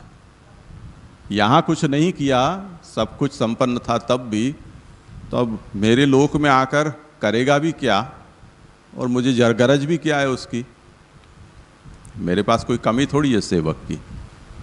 तो उस अभिप्राय से यहाँ कहते हैं कि वहाँ जो फल मिलने वाला है वो यहाँ किया है, उसके प्रभाव से उसे याद करके हमें स्मरण और भजन का त्याग कभी नहीं करना है। ये चतुष्टोष्मी में अंत में महाप्रभु समझाते हैं। तो भजनम, हाँ, देहेन भगवत सेवा करणाद उत्पन्नमपि तेन अस्यैव रक्षार्थम निरूपितम। भगवता दैवी जीवोद्धारार्थम स्ववागीश रूपः प्रकटीकृतः। भगवान ने दैवी जीवों के उद्धार के लिए अपनी वाणी के ईश ऐसे महाप्रभु को प्रकट किया है। तेन उक्तम श्रीमदाचार्य चरणैहि मे मतिः। ये जो कह रहे हैं कि सर्वात्मना शाश्वत गोकुलेश्वर के चरण कमलों के स्मरण और भजनों को का त्याग कभी भी नहीं करना है, ऐसी मेरी मति है। ऐसे महाप्रभु अपनी छाती पर हाथ रखकर आज्ञा कर रहे हैं। तो ये बोलने वाला कौन है वो याद करो कि जो भगवान की साक्षात वाणी का अवतार है और जिसे भगवान ने दैवी जीवों के उद्धार के लिए प्रकट किया है, वो इस बात को कह रहा है कि आप प्रभु के चरणों के स्मरण और भजन का त्याग कभी मत करना। भगवदीयेषु स्वकृपाख्यापनार्थम, ये भगवदियों के ऊपर अपनी कृपा जताने के लिए भगवान ने महाप्रभु के द्वारा इस बात को कहलवाया है। देखो फिर से यहां भी हम देखें तो मोक्ष का कोई स्वरूप स्पष्ट समझ में नहीं आता है। मोक्ष वैसे देखा जाए तो प्राप्तव्य फल होता है, उसके बजाय यहां पर कर्तव्य बताया है। उसका कारण क्या है कि जो अंगीकृत है उसे मोक्ष तो मिलना ही है, क्योंकि दैवी संपद विमोक्षाय, ये सिद्धांत है। जिनका दैवी सृष्टि में वर्ण है वो दैवी संपत्ति का मतलब ही ये है कि जिनको मोक्ष के लिए भगवान ने जिनका वर्ण किया है, तो मोक्ष तो होना ही है, आज नहीं तो कल। उसमें भगवान जीव के प्रयत्न की कोई अभिलाषा नहीं रखते हैं, अपेक्षा नहीं रखते हैं। पर हम मोक्ष के अधिकारी हैं, ऐसा अगर हमें अनुसंधान है तो मोक्ष के समय हमें जो चाहिए, जिस तरह की मुक्ति हमें चाहिए, उसका कुछ अभिनय तो यहां करो। जैसे लोग आजकल शादी ब्याह में नाचने का फैशन है, गाने का फैशन है, तो जब वो दिन अवसर आता है उससे पहले सब लोग कितनी तैयारी करते हैं, हजारों लाखों रुपए खर्च कर करके नाचना, भले ही बेहुदा जैसा भी नाचता हो पर कुछ करते हैं। तो उसके लिए हमारे मन में वो तत्परता तो दिखनी चाहिए कि हमें वहां जाकर वो मिलेगा। तो वो जो मिलेगा उसका भले ही कुछ अंश, पर यहां हम उसका अनुकरण तो करें। इसलिए महाप्रभु ने हमें ये कहा है कि स्मरणम भजनम चापि न त्याज्यम। ये निषेध मुख से निरूपण है, विधेय मुख से नहीं है। स्मरण और भजन को छोड़ना नहीं है, ये क्या मुक्ति हुई। प्रकारांतर से हम ये कह सकते हैं कि स्मरण भजन ही मुक्ति है। तो मुक्ति के दो स्वरूप समझाए हैं, जीवन मुक्ति और विदेह मुक्ति। तो जीते हुए जो मुक्ति है वो क्या है कि इस देह से, इस भूतल पर हमारा देह भगवत सेवा में प्रवृत्त हो, हमारी वाणी कीर्तन में हो, हमारा मन स्मरण में तत्पर हो, कान उसके श्रवण में हो, तो इस जीते हुए हम यहाँ मुक्त हैं। और जब प्रभु इच्छा करेंगे, तब जब देह नहीं रहेगा तो नूतन देह प्रदान कर भगवान अपने धाम में हमें वही अवसर देंगे जो हम यहाँ कर रहे हैं। तो उसकी आवृत्ति बनी रहेगी वहाँ भी। इस अभिप्राय से ये बताया है कि ये जीवन मुक्ति का अनुभव है यहाँ पर, और विदेह मुक्ति भगवत लोक में जाकर होगी। तो इस तरह से यहाँ भी और यहाँ भूलोक को त्याग करने के बाद भगवत लोक में भी भगवत सेवा स्मरण ही पुष्टि जीव का मोक्ष है। तो पुष्टि मार्गे हरेर्दास्यम धर्मः अर्थो हरिरेव ही कामो हरिदिदृक्षैव मोक्ष कृष्णस्य चेद ध्रुवम। इस तरह से पुष्टि मार्गी के धर्म, अर्थ, काम और मोक्ष, ये 4 पुरुषार्थ यहाँ चतुश्लोकी ग्रंथ में समझाए। इति श्री कृष्ण वागीश सिद्धांतस्य प्रकाशिका चतुश्लोकी प्रसादेन तस्यैव विवृता मया। श्री कृष्ण की वाणी, उसके ईश यानी महाप्रभु, उनके सिद्धांत की प्रकाशिका, ये जो चतुश्लोकी है, उसकी विवृत्ति मैंने उनकी कृपा से की है। इस तरह से श्रीमद् पितृचरणैकतान श्री वल्लभ विरचित चतुश्लोकी प्रकाशः समाप्तः। यहाँ ये व्याख्या संपन्न होती है। छोटी और सरल व्याख्या है, और जैसे कि मैंने सोचा उस तरह से व्याख्याकारों की भी कृपा से आज के दिन में ये ग्रंथ हमारा करीब करीब संपन्न हो गया। तो कल से भक्तिवर्धिनी का आरंभ हम कर सकेंगे। पर इस विषय में किसी को कुछ भी जिज्ञासा हो? जय जय बोल। जय जय, इसमें जो ये पहले श्लोक में यह आया कि नान्यः कापि कदाचन, तो कापि से तो ये बता दिया कि देश और काल कैसे भी रहें, लेकिन आत्मीय धर्म यही रहेगा। तो फिर ये कदाचन समझ नहीं आ रहा कि कालांतर में को लेके क्यों बताया, क्योंकि जब देश और काल बदलते रहने पे भी धर्म वही है, तो फिर कदाचन से क्या तात्पर्य? फिर से पूछो तो क्या? जैसे पहले प्रथम श्लोक में ये बताया ना कि नान्यः क्वापि कदाचन, तो क्वापि से अर्थ ये बताया कि जैसे अन्य जो धर्म है, दैहिक धर्म तो देश और काल के बदलने से बदल जाते हैं, आत्मीय धर्म नहीं बदलते। तो क्वापि से ये बताया कि कोई भी स्थिति हो, देश और काल कैसा भी बदल जाए, धर्म यही रहेगा, आत्मीय धर्म की, व्रजाधिप की सेवा करना। तो इसमें फिर कदाचन से, कदाचन को फिर जैसे कालांतर में ऐसा टीका में बताया कि कालांतर उसमें बताया जा रहा है, तो ये दोनों बातें एक सी लग रही हैं कि क्वापी में भी तो यही बता दिया कि देश।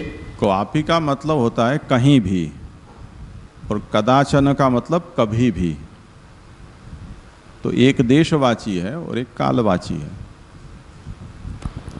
जी जी जी, ठीक। यहाँ पे मोक्ष पुरुषार्थ के संबंध में एक प्रश्न आ रहा है कि वैसे भक्ति मार्गियों को तो कभी भी मोक्ष की इच्छा रखनी नहीं चाहिए, यूँ मतलब। तो यहाँ पे महाप्रभु कह रहे हैं, वो मेरे को इस प्रकार से समझ में आ रहा है कि आगे जाकर के उसको ऐसी चिंता न हो कि भगवत सेवा मैं कर रहा हूँ, फिर देहांत के बाद मेरे को प्रभु के सेवा का अवसर मिलेगा या नहीं, तो उस प्रकार की कोई चिंता न हो, इसलिए महाप्रभु ऐसा कह रहे हों। क्योंकि यहाँ पे कहने का तात्पर्य ऐसा तो नहीं लग रहा है कि मोक्ष मिलेगा आगे जाकर के, स्वयं दिव्य देह प्राप्त होकर के भगवत लोक में सेवा का अवसर हमें प्राप्त होगा, इसलिए इस लोक में आप यहाँ पे सेवा करो या भजन करो, ऐसा आशय तो महाप्रभु का नहीं हो सकता है ना। कि फिर भविष्य में आगे जाकर के हमको ऐसी चिंता न हो कि सेवा करते समय हमें ऐसी चिंता उत्पन्न न हो कि हमें फिर देह के अंत के बाद हमें फिर वापस भगवत सेवा का अवसर मिलेगा या नहीं मिलेगा यूँ भक्त को। तो ये एक संकेतात्मक आप कह रहे हैं, या तो फिर क्योंकि फल तो हमारे सेवा हम जो नित्य कर रहे हैं तो वो फल ही है हमारा, भगवत सेवा स्वयं ही फल है यूँ, इससे अन्य तो क्या चाहिए यूँ। भगवान हृदय में धृत हैं, वो भी महाप्रभु यहाँ ही कह रहे हैं ना, तो इस बात को किस तरह से समझना चाहिए? ऐसा है कि हम जिस भी क्षेत्र में कहीं सिद्ध अवस्था पर पहुँचे हों तो कुछ आलस्य हमें आ जाता है, ऐसा सभी जगह देखने मिलता है। ज्ञान का क्षेत्र हो, खेल कूद का हो, कला का हो, एक बार आप प्रसिद्धि पर हो जाओ, मिल जाओ, तो ज़्यादातर कलाकार हैं वो अभ्यास करना छोड़ देते हैं। वो ये सोचते हैं कि हम तो अब प्रसिद्ध हो गए। नाचने वाले हों, गाने वाले हों, बजाने वाले हों, रसोई करने वाले हों, और इन सभी से फिर एक ना एक ऐसा समय आता है जब उनको झटका लगता है, क्योंकि कोई भी कला हो वो कोई गुलाम तो है नहीं उसकी, अभ्यास करोगे तो टिकी रहेगी। आप सिद्ध दशा पर पहुंच गए, जैसे हम अभी जो वृद्ध हो गए ए ग्रेड के कलाकार, उनको हम सुने, जसराज जी हों या भीमसेन जी हों या राजन मिश्रा हों या कोई और भी हो, शिव कुमार हो, तो शारीरिक जो सामर्थ्य है वो तो क्षीण होती ही है ना, तो हाथ फिसल जाता है। जो हमारी स्वर पेटी है जहाँ से ध्वनि निकलती है, उनके मसल भी कमज़ोर हो जाते हैं, तो चाहिए ऐसी सांस नहीं निकलती है, ताने नहीं निकलती हैं, फेफड़े में उतना दम नहीं रह जाता है। अभ्यास करते रहोगे तो उतना आप कर पाओगे। पर जैसे ही लोग हमको ये कह दें, चढ़ा दें कि आप तो सिद्ध अवस्था पर पहुंच गए हो, तो वो आदमी उस प्रशंसा से मोहित हो जाता है और उसमें प्रमाद आ जाता है। इसी तरह कोई पुष्टि जीव को किसी ने ऐसा भ्रमित कर दिया कि आप तो सिद्ध दशा पर पहुंच गए हो, परम भगवदी हो, तो उसकी सेवा स्मरण सब छूट जाता है। ये सोचकर अब तो मेरा हो गया पक्का टिकट, मेरी सीट रिजर्व हो गई है, तो महाप्रभु कहते हैं कि कभी किसी भी अवस्था में इस भ्रम में मत रहना कि तुम सिद्ध हो गए हो, क्योंकि भगवान तो अंत तक देखेंगे कि कब तक इसने किया है। तो यम यम व्यापी, अभी जो गीता में हमारा श्लोक चला था, यम यम वापि स्मरण भावम त्यजित्यन्ते कलेवरम तंतमे वैत कौन्तेय सदा तद्भाव भावितः। तो ये जो सिद्धि का गर्व है वो तुमको अंतिम क्षण में जीवन भर जो किया है उससे विमुख कर देगा, और फल तो उस क्षण तुम क्या कर रहे हो उसके आधार पर बनेगा। तो मुझे बचपन की एक बात याद है, एक मर्यादी सेमी मर्यादी वैष्णव थे, गोरेगांव में रहते थे, तो उन्होंने मुझे एक बार अपने घर बुलाया और उन्होंने कहा कि अच्छी ठाकुर जी की सेवा का क्रम था उनके यहाँ, भावुक भी बहुत थे। उन दिनों में वो मैग्नेटिक टेप वाली कैसेट्स आती थी सुनने के लिए, तो दीक्षित काका जी की उनके प्रवचनों की बहुत सारी कैसेट्स उनके पास थी, इसी तरह कीर्तनों की बहुत सी कैसेट्स थी। वो तब उतने वृद्ध हो गए थे कि उनके स्वयं सेवा नहीं होती थी, उनके जो सहयोगी थे वो सेवा करते थे। उस समय मुझे उन्होंने वहाँ बुलाया और तब उन्होंने कहा कि बाबा अब तो मेरा शरीर ऐसा हो गया है, कुछ करने लायक मैं रही नहीं हूँ, तो ये सब कैसेट्स आप पधरा जाओ। तो मैंने उनसे कहा कि अरे आप शरीर से सेवा नहीं हो रही है, पर कान तो आपके ठीक हैं, तो इस समय तो यही आपका सहारा है, इसको सुनोगे तो आपकी चित्तवृत्ति उसमें बनी रहती है। तो કે શું કરું બાબા, ક્યાંય मन નથી लागतु। तो अब जिस समय जिसकी खास जरूरत है उससे विरक्ति का भाव उनके मन में आ रहा है। अब उनके 3 बेटा, 2 बेटों की बहू सजाती है, तीसरा बेटे की बहू यूरोपियन थी जिसने कंठी ली थी। सगे बेटे जो 2 बहुएं थी भारत की, उनमें से कोई उनके पास नहीं आती, कोई ठाकुर जी का पूछती ना उसकी सास को पूछती। यूरोपियन बहू दिन में 4 बार उनके पास आकर, वो उसकी इंडस्ट्री भी संभालती थी, वो उनकी सेवा भी करती, ठाकुर जी की भी खबर लेती, और वो ये कहती कि ये तो म्लेच्छ है, इसको मैं ठाकुर जी कैसे दूं। तो ठाकुर जी का भी मुझे सोचना पड़ेगा किसी को पधराऊं, जबकि वो बेचारी कह रही थी कि आप ठाकुर जी के बारे में चिंता मत करना, मैं सब करूंगी, आप जैसे कर रहे हो वैसे ही। तो न तो वो उसको ठाकुर जी देने तैयार थी, शरीर नहीं चल रहा है, सेवा तो नहीं हो रही थी, वो श्रवण करने के लिए भी उनकी वृत्ति अब नहीं थी। अब भगवान कहेंगे यम यम व्यापी स्वरन भावम त्यजत्यन्ते कलेवरम, जिसका स्मरण करते हुए तुम इस कलेवर को छोड़ोगे, उस समय तुम्हारा जो भाव होगा उसके अनुसार मैं गति दूंगा। अब इस समय उन्होंने अंत में ये छोड़ दिया तो फिर क्या हो। इसलिए महाप्रभु कहते हैं कि सिद्धि के मद में स्मरण भजन का त्याग मत कर बैठना। कोई तुमको भगवदीय के तो भ्रमित मत होना। दासानुदासो भवितास्मि भूयः, इस मनोवृत्ति को कभी भी मत छोड़ना, ये तात्पर्य है इसका। तो ये जीवन मुक्तावस्था है। इसलिए जो जीवन मुक्त होते हैं उनकी भी पुनः संसार गति होती है, क्योंकि भले ही और सब अध्यास उसके चले गए हों, पर अभी भी अंतःकरणाध्यास जो बहुत प्रबल होता है आत्मा के साथ, वो तो है ही, जो उसको अहम का बोध कराता है। तो फिसलने की पूरी संभावना है उसकी। उस समय भले वो ये कहे कि निस्त्रयी गुण्यो पथि विचरताम को विधि को निषेधः,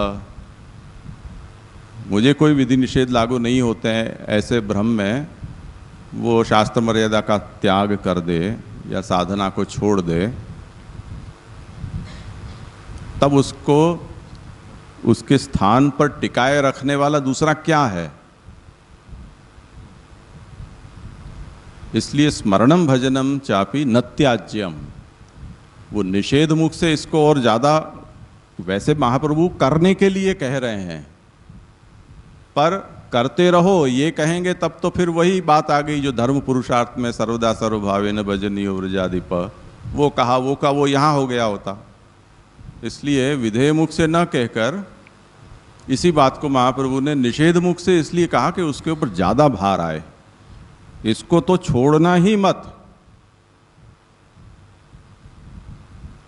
ये भार इसको सदा करते रहना, इसमें वो बात नहीं आती है।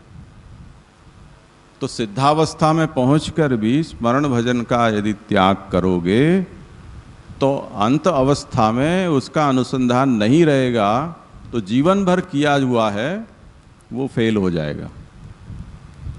इस अभिप्राय से महाप्रभु ये आज्ञा कर रहे हैं।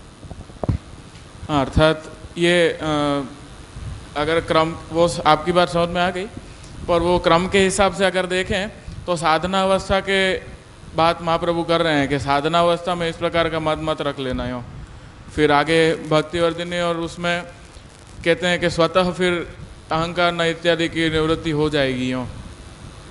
तो ये साधना अवस्था नहीं, वहां तक जाने की जरूरत नहीं है। चतुश्लोकी में ही उत्तरोत्तर बढ़ती अवस्था है। सर्वदा सर्वभाव से व्रजाधिप का भजन कर रहे हैं। उस व्रजाधिप के अलावा और किसी को हम अपना अर्थ नहीं मान रहे हैं। एवं सदा स्म कर्तव्यम, ये उससे आगे बढ़ गई बात। चलो अर्थ को भगवान को मान लिया, पर काम्य का क्या। तो यदि श्री गोकुलाधीशो धृत सर्वात्मा नारदी ततः किम परम ब्रूहि, उससे आगे बात बढ़ गई। तो काम्य विषय भी वही हुआ। तो अब तो ये जो बात आ रही है, अब सिद्धावस्था पर पहुंचने की बात है। तो चतुर्थ श्लोक में महाप्रभु अब साधन की बात नहीं कर रहे हैं, सिद्धावस्था की बात कर रहे हैं। जी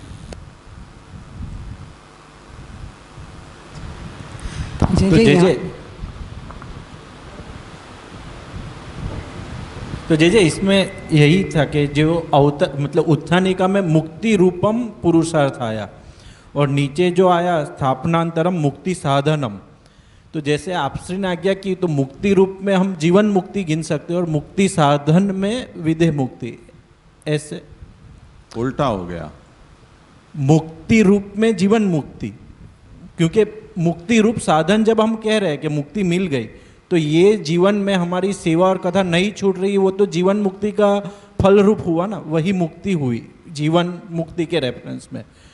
और विदेह मुक्ति जो हमें प्राप्त करनी है, जैसे आपसे ने आज्ञा किया कि कंटिन्यूस चलती रहे, तो उसके लिए मुक्ति का साधन हुआ, ऐसे ही समझ कि देखो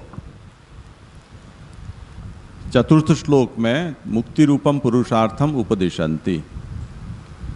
अब अतः सर्वात्मना शाश्वत गोकुलेश्वर पादयो स्मरणम भजनम चापि न त्याज्यम। महाप्रभु क्या आज्ञा करते हैं? अतः परम श्री गोकुलेश्वरस्य स्वहृदय स्थापनानंतरम। गोकुलेश्वर को जब हमने अपने हृदय में स्थापित कर दिया, उसके बाद मुक्ति साधनम निर्दिशंत आहु। मुक्ति साधन का निर्देश करते हुए कहते हैं कि गोकुलेश्वर के स्मरण भजन का त्याग कभी मत करो। तो ये मुक्ति साधन हुआ। अब ये मुक्ति साधन कौन सा रूप में हुआ? जीवन मुक्ति स्वरूप हुआ, क्योंकि ये तो अभी हमें करना है ना। जो जीवित व्यक्ति है उसे कहा जा रहा है। विदेह मुक्ति तो बाद की बात है, शरीर त्याग के बाद होगी ना। भगवत सेयोपी देह की प्राप्ति वैकुंठादि लोक में तद्रूप। तो ये उसका साधन है। इसलिए आगे जाकर क्या कहा कि मैं तो अब सिद्धावस्था पर पहुंच गया हूं और वैकुंठ में मेरा स्थान पक्का है। ये सोचकर अगर आप यहाँ पर भगवत स्मरण भजन का त्याग कर दोगे तो वो स्थान भी तुम्हारा चला जाएगा। इसलिए वो स्थान तुम्हें यहाँ करोगे उसके बलबूते पर प्राप्त होने वाला है, ये सोचकर इसका यहाँ त्याग कभी भी मत करना। अन्यथा भगवान ये समझेंगे कि यहाँ तो कुछ कर नहीं रहा है, तो वहाँ आकर क्या करेगा। तो उसे वो स्थान न देकर कुछ और फल में भटका दें या अंतराय कर दें। ये तो मुक्ति साधन जैसे विदेह मुक्ति, जैसे आपने आज्ञा किया कि उसके बाद का मुक्ति साधन हुआ। ये साधन जो हुआ वो जीव छूटने के बाद जो लीला में फल मिलेगा उसका साधन हुआ ना। ये साधन मतलब कौन सा? जो सेवा और स्मरण नहीं छोड़ रहे हैं वो। हाँ, अभी ये जीवन में हम सेवा और स्मरण नहीं छोड़ रहे, वो एक तरह से आपका देह का अंत हो जाएगा, ये देह का। उसके बाद लीला में जो फल की प्राप्ति होने वाली है उसके लिए का ये साधन हुआ, उसका साधन है। ठीक है। और जो मुक्ति रूप हम कह रहे हैं धर्म अर्थ काम मोक्ष के रेफरेंस में, कि एक मुक्ति साधन है, लेकिन इसको दोनों तरह से गिनना पड़ेगा कि मोक्ष भी है। तो मोक्ष के अर्थ में हम ये जो अवस्था ये देह में जी रहे हैं, तब हमारा सेवा और स्मरण नहीं छूट रहा है, वो मुक्ति है। ऐसा तो मोक्ष क्या हुआ फिर? मोक्ष तो दोनों ही हैं, केवल स्थान भेद होता है। यहां भी स्मरण भजन है, वहां भी स्मरण भजन है। पर मुक्ति, क्योंकि यहां प्राप्त होने वाले फल को मुक्ति नाम नहीं दिया जाता है, इसलिए हमें इसको विभाजित करके कहना पड़ता है कि इस देह के छूटने के बाद जो प्राप्त होने वाला फल है उसे हमें मुक्ति कहनी है। तो यहाँ जो हम भगवत सेवा स्मरण कर रहे हैं वो इसके बाद में किए जाने वाले सेवा स्मरण है, उसका साधन ये है।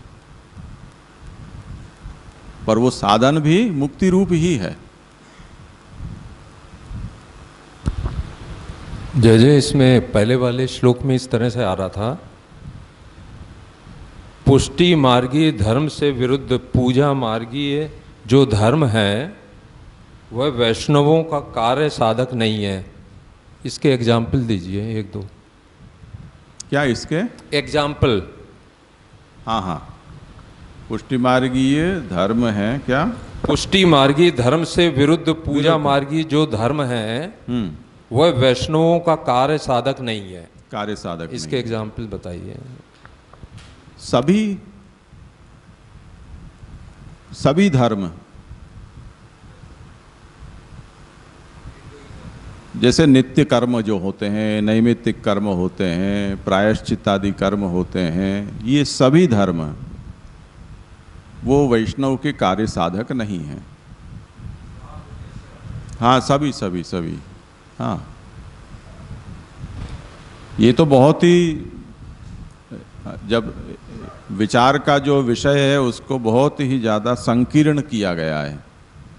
जिस कक्षा पर यहाँ बात की जा रही है, क्योंकि जब स्वस्य अयमेव धर्मो ही नान्य क्वापि कदाचन, भगवत सेवा के अलावा और कोई धर्म पुष्टि जीव का कहीं भी नहीं है, कभी भी नहीं है। उस स्थिति में अन्य कोई धर्म का यदि वो पालन करता भी है तब वो उसका कार्य साधक नहीं होगा।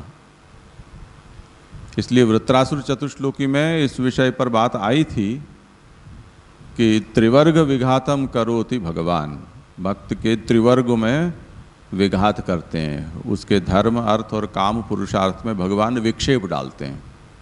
क्योंकि धर्माचरण में निष्ठ हो जाने पर भगवत धर्म का त्याग होता है, इसी तरह अर्थ काम पुरुषार्थ में जाने पर बहिर्मुख होता है, और भगवान नहीं चाहते हैं कि मेरा भक्त मुझसे विमुख हो, तो वो भक्त के धर्म पुरुषार्थ में भी बाधा करते हैं, अर्थ काम में भी बाधा करते हैं। तो ये जो ब्रज में जितनी भी लीलाएं भगवान की हैं, शकट भंजन करना है या माखन की चोरी कर लेना है, ये सब उसी का प्रमाण है। इसी तरह इंद्रयाग का भंग है, या अंबिकावन की यात्रा में वरुण के द्वारा नंदराय जी को पाश में लेना है, ये सब उसी का दृष्टांत है, क्योंकि वो उसके कार्य साधक नहीं है। भगवान ये कह रहे हैं कि जब मैं स्वयं आ गया हूँ तब फिर इन सब से क्या प्रयोजन है आपका, आप छोड़ क्यों नहीं रहे हो? आप नहीं छोड़ रहे हो तो मैं छुड़वाऊंगा। अब ऐसी लीला गणपति पंडाल में और नवरात्रि में जो आरती उतारने वल्लभ कुल जाते हैं उनके साथ भगवान नहीं करते हैं, तो हो सकता है कि भगवान ने उनको अपने मन से निकाल दिया हो। पर जिनका त्याग भगवान ने नहीं किया था उनके सन्मुख तो प्रभु ने ऐसी लीलाएं की हैं कि जिससे वो बहिर्मुख होने वाले इन सब कर्मों से निवृत्त हो जाएं। वो उनके कार्य साधक नहीं है, कार्य बाधक होते हैं। कुछ पूछ रहे हैं आप?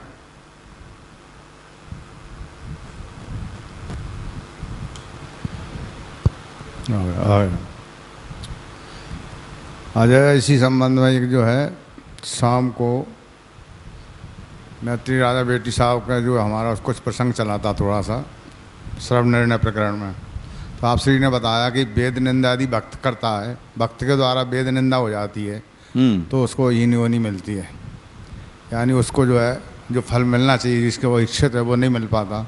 हाँ हाँ। और वेद निंदा तो आज जो है हमको जो है सभी लोगों से हो जाती है, विभिन्न प्रकार से, कर्म से, वचन से, मन से होती रहती है। उससे बचने का उपाय हमने पूछा भी, तो वो उसमें हम संतुष्ट नहीं हुए। आप श्री ने अच्छा जवाब दिया, लेकिन हो सकता है हमारी समझ में नहीं आया हो, तो इसको मैं दोबारा समझना चाहते हैं कि वेद निंदा भी इसमें भी आया था। आपने बताया कि वेद से ज़्यादातर आपको जो है ब्रह्मलोक तक की प्राप्ति हो जाएगी, इससे ऊपर नहीं हो पाएगी, तो उससे वहाँ तक प्राप्ति होती है। फिर हम सोचते हैं कि हम तो भगवान के धाम में जाएंगे, तो स्वतः ही हमारे मन में आती है कि ये तो हमसे हमारे हीन कोटि का है, तो अब निंदा तो वो हो गई, हमारे मन में आ गई, तो निंदा ही तो हुई वो एक तरह की। तो वो उस निंदा से हम कैसे बचें? वो निंदा तो बचना बहुत असंभव है। हालांकि बेटी साहब ने बहुत अच्छा समझाया, पर फिर भी जो है संतुष्ट देखो नहीं। इसमें संक्षेप में समझने की बात ये है कि वेद निंदा, शास्त्र निंदा या अन्य देवों की निंदा ये हम अपनी ओर से करते हो तो वो निंदा है, ये तो शास्त्र स्वयं कहता है। हम तो केवल उन शब्दों का पुनरुच्चार करते हैं हमारे संदर्भ में। जैसे भगवान स्वयं आज्ञा करते हैं, नाहम वेदई न तपसा न दाने न चेज्यया शक्य एवं विदो दृष्टुम दृष्टवा न सीमाम यथा। मेरे जैसे स्वरूप का तुमने दर्शन किया, वो स्वरूप के दर्शन वेद से नहीं हो सकते हैं, तप से नहीं हो सकते हैं, दान से नहीं हो सकते हैं, यज्ञ से नहीं हो सकते हैं। तो भगवान अपने ही मुख से करते हो तो हम क्या करें? इसी तरह त्रैगुण्य विषया वेदाहा निस्त्रैगुण्यो भवार्जुन, ये वेद है वो तो त्रिगुण के विषय है, तुम निस्त्रैगुण्य हो जाओ। तो भगवान ही वेद छोड़ने को कहते हैं। सर्वधर्मान परित्यज्य मामेकम शरणम व्रज, सभी धर्मों को छोड़कर मेरी शरण आओ, भगवान ही कहते हैं। हम अपनी ओर से कुछ कहें तब तो निंदा का आरोप हमारे ऊपर हो सकता है, जो वहीं कहा गया है उसका कहने पर तो होता ही नहीं है। जैसे गोपीनाथ जी साधन दीपिका में ऐसे आज्ञा करते हैं, तीर्थेषु तीर्थ देवानाम भूदेवानाम समर्चनम। आप तीर्थ में जाएं तो तीर्थ के देवता हैं, आपके तीर्थ पुरोहित हैं, उनका सत्कार आपको करना चाहिए, इसलिए कि तीर्थ उनका घर है, हम उनके घर गए हैं। तो किसी के घर जाएं और गृहस्वामी का हम सत्कार न करें या उनका अभिवादन न करें तो ये उनका अपमान है, तो अपमान तो नहीं करना चाहिए। ये एक बात हुई। अब शास्त्र ये कहता है कि जो देव प्रतिष्ठा होती है उसमें देव कई तरह से प्रतिष्ठित होते हैं। जैसे एक वैदिकी प्रतिष्ठा होती है, एक तांत्रिकी प्रतिष्ठा होती है। वैदिकी प्रतिष्ठा होने पर वैदिक विधि से वहाँ समर्चन होना चाहिए, तांत्रिकी होने पर तंत्र विधि से वहाँ उनका अर्चन होना चाहिए, और वहाँ पर तंत्रोक्त जो शुद्धि के प्रकार हैं और पूजन के प्रकार हैं वो वहाँ निभने चाहिए। अगर उसमें कोई परिवर्तन होता है तब फिर देव तिरोहित होते हैं। जैसे काशी में इस समय जो पूरा विश्वनाथ कॉरिडोर का उद्घाटन मोदी जी ने किया, उस समय जिसने मुख्य पूजा विधि कराई उसको सूतक था। मुख्य जो पुजारी था उसको सूतक था। मोदी को महादेव जी की पूजा कराने का लोभ वो छुपा नहीं सका, तो सूतक में भी उसने कर दिया। उसके बाद हल्ला मचा, क्योंकि आसपास में प्रतिस्पर्धा तो होती ही है, वहाँ उनकी कोई सिस्टम होगी 12 की या जो कुछ भी। अब ये बताओ कि अब वहाँ वो देव रहे कि नहीं रहे, शास्त्र विधि के अनुसार उनकी शुद्धि वहाँ की गई या नहीं की गई। अगर वहाँ शुद्धि नहीं की गई तब वो पत्थर है, काशी विश्वनाथ नहीं है, क्योंकि देव तिरोहित तो हो गया है मर्यादा का लोप होने के कारण। और जहाँ मर्यादा लुप्त हो गई है और देव नहीं है, ऐसे देव मूर्ति को नमन करने पर नमन करने वाला नरक में जाता है। ये शास्त्र का विधान है। अब तांत्रिकी विधि से नहीं हुई, मानो कोई एक नूतन मंदिर, जैसे यहाँ कल्याण प्रसाद में अहमदाबाद में मोदी जी के द्वारा कल्याण राय जी या गोवर्धन नाथ जी क्या विराजते हैं, वहाँ उनकी आरती उतरवा कर और वहाँ उनकी प्रतिष्ठा करवाई गई। अब व्यक्तिगत विषय से नहीं बात कर रहा हूँ, शास्त्र की दृष्टि से कहता हूँ। प्रतिष्ठा दो तरह से की जाती है, या तो सांप्रदायिक विधि हो या शास्त्र विधि हो। शास्त्र ये और कहता है कि शूद्र के द्वारा जो मूर्ति की प्रतिष्ठा की जाती है उस मूर्ति को द्विज प्रणाम नहीं कर सकता है। वो शूद्र के देव हैं, वो शूद्र तुल्य हैं। द्विज अगर प्रणाम करता है तो वो भी नरक में जाता है।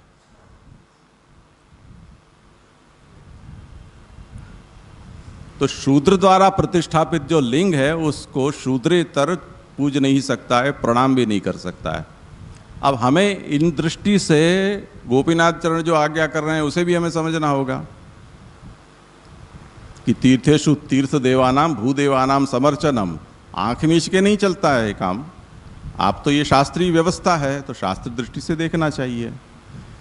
हमारे यहाँ आर्कियोलॉजिकल डिपार्टमेंट के हस्त में रहे हुए हजारों मंदिर ऐसे हैं जिनमें कोई मूर्ति नहीं है, क्योंकि मुसलमानों ने उन देव विग्रहों को खंडित किया था। और हमारे यहाँ के सिद्धांत के अनुसार जहाँ म्लेच्छों ने इन मूर्ति या देवस्थानों को अपवित्र किया है वहाँ अन्य मूर्ति की या पुनः प्रतिष्ठा नहीं की जा सकती है। अब वो मुर्दा है वो स्थान, ऐसा समझना चाहिए, स्मशानवत। तो उन मंदिरों को पुनर्जीवित भी नहीं किया जा सकता है। नमन करुण करने की बात तो बहुत दूर रही, उनको पुनर्जीवित भी नहीं किया जा सकता है। तो बात ये समझो कि जो निंदा की जो बात है, धर्म की निंदा, देव की निंदा या धर्मशास्त्र की निंदा, वो निंदा हम अपनी ओर से करते हो तब उसे निंदा कहा जाएगा। निंदा शब्द का मतलब क्या है?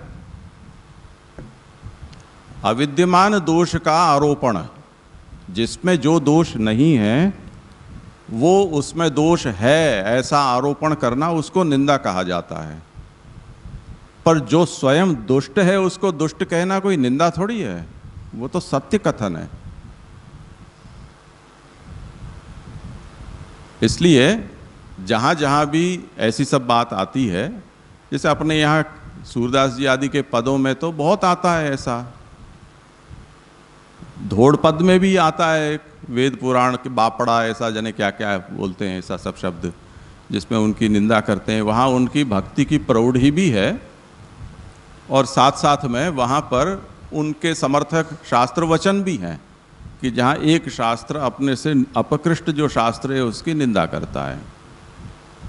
जैसे महाप्रभु ये आज्ञा करते हैं कि श्रौत धर्म और स्मार्त धर्म, अगर आप श्रौत धर्म की दीक्षा लिए हुए हो तो आपको स्मार्त धर्म का आचरण करना जरूरी नहीं है। तो उसका गणपति बापा मोरिया कर दो, आप कुछ नहीं करोगे तब भी चलेगा, क्योंकि श्रौत धर्म का आचरण कर रहे हो। अब भगवत धर्म तो उससे भी श्रेष्ठ है, तो अगर आप भगवत धर्म का पालन कर रहे हो तब श्रौत और स्मार्त दोनों का गणपति बापा मोरिया किया जा सकता है। अब ये कोई मैं और आप नहीं कह रहे हैं, ये तो शास्त्र की व्यवस्था है। सस्पेंड हो जाते हैं, जैसे ट्रैफिक रेगुलेशंस में होता है कि भले ही एक जाने की लाइन एक आने की लाइन होती है, ट्रैफिक सिग्नल्स भी होते हैं, हो सकता है कि वहाँ वो जमादार भी खड़ा हो, पर कोई नेता आ रहा हो तब दोनों लाइन बंद कर दी जाए। उल्टी लाइन में वो जा भी सकता है, जाने की लाइन में वो आ भी सकता है, तो वो नियम उसके लिए थोड़ी हैं। अब हम ये कहें कि इन्होंने नियम का भंग कर दिया, इन्होंने इसका तिरस्कार किया, इसका अनादर किया, इसमें कोई तिरस्कार अनादर की बात ही नहीं है। वो हायर अथॉरिटी है, उसको ये हक है जब चाहे जो नियम बनाए, जब चाहे जो नियम तोड़े। ये तो प्रशासक है ना, नियम सब हमारे लिए होते हैं, प्रशासक के नियम नहीं होते, उनके अलग नियम होते हैं।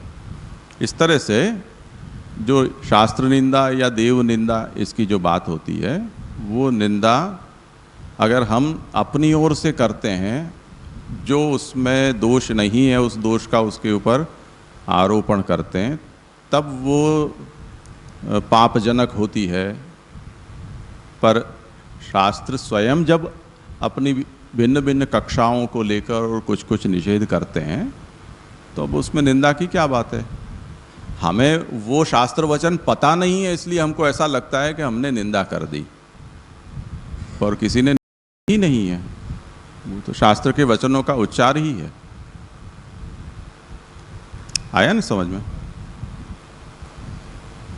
हाँ जय जय, यहाँ में जो 4th श्लोक में आया कि जो सिद्ध अवस्था में भी स्मरण भजन नहीं छोड़ना चाहिए, और वाको कंपैरिजन औषधि के साथ कियो, तो औषधि नॉर्मल कोर्स में रोग ख़त्म हो जाए तब तक औषधि ली जाए, वाके बाद अगर औषधि भी ली जाए तो एंटी इफेक्ट होवे।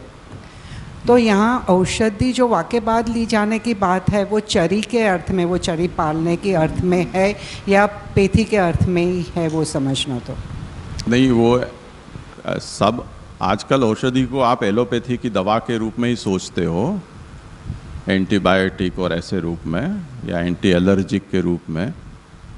आयुर्वेद में ऐसा नियम नहीं है, क्योंकि आयुर्वेद में जो भी दवाइयाँ होती हैं वो अपने प्राकृतिक रूप में होती हैं। तो रोग निवारण के बाद भी अगर आप उसका सेवन लंबे समय तक करते रहो या आजीवन भी करते रहो तो वो उल्टा प्रभाव पैदा नहीं करती हैं। तो यहाँ वो चिकित्सा पद्धति को लक्ष्य में लेकर बात कही जा रही है। आधुनिक पद्धति के रूप में नहीं। आयुर्वेद में भी ऐसी दवाइयाँ हैं जैसे जो भस्म होती हैं या रस होते हैं, उनको लंबे समय तक नहीं लिया जा सकता है, पर जो भस्म या रस जैसा नहीं होता है, ऐसी जो औषधियाँ हैं उनको आप आजीवन लें तब भी आपको लाभ ही होता है।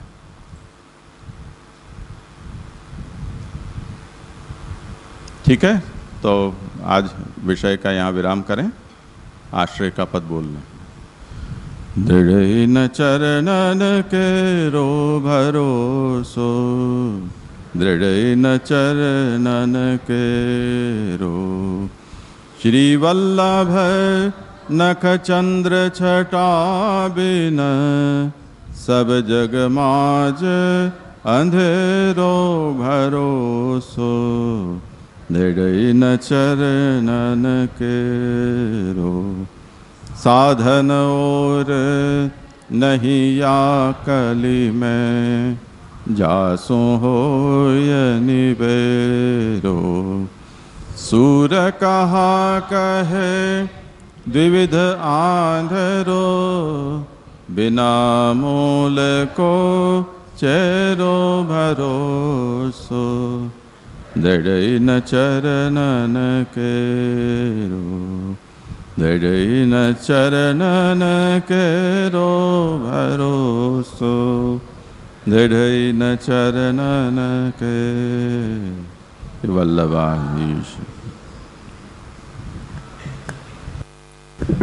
કાલે 10 વાગ્યાથી રાખવું છે કે 9 થી રાખીએ?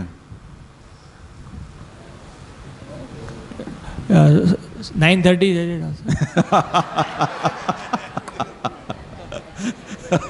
સારું સારું. અને જે કાલે પુરુષોત્તમ સહસ્ત્રનામના પાઠ માટે બધાને કીધું. હા હા 7:30 વાગે અહીંયા મહાબાબુજીના મંદિરે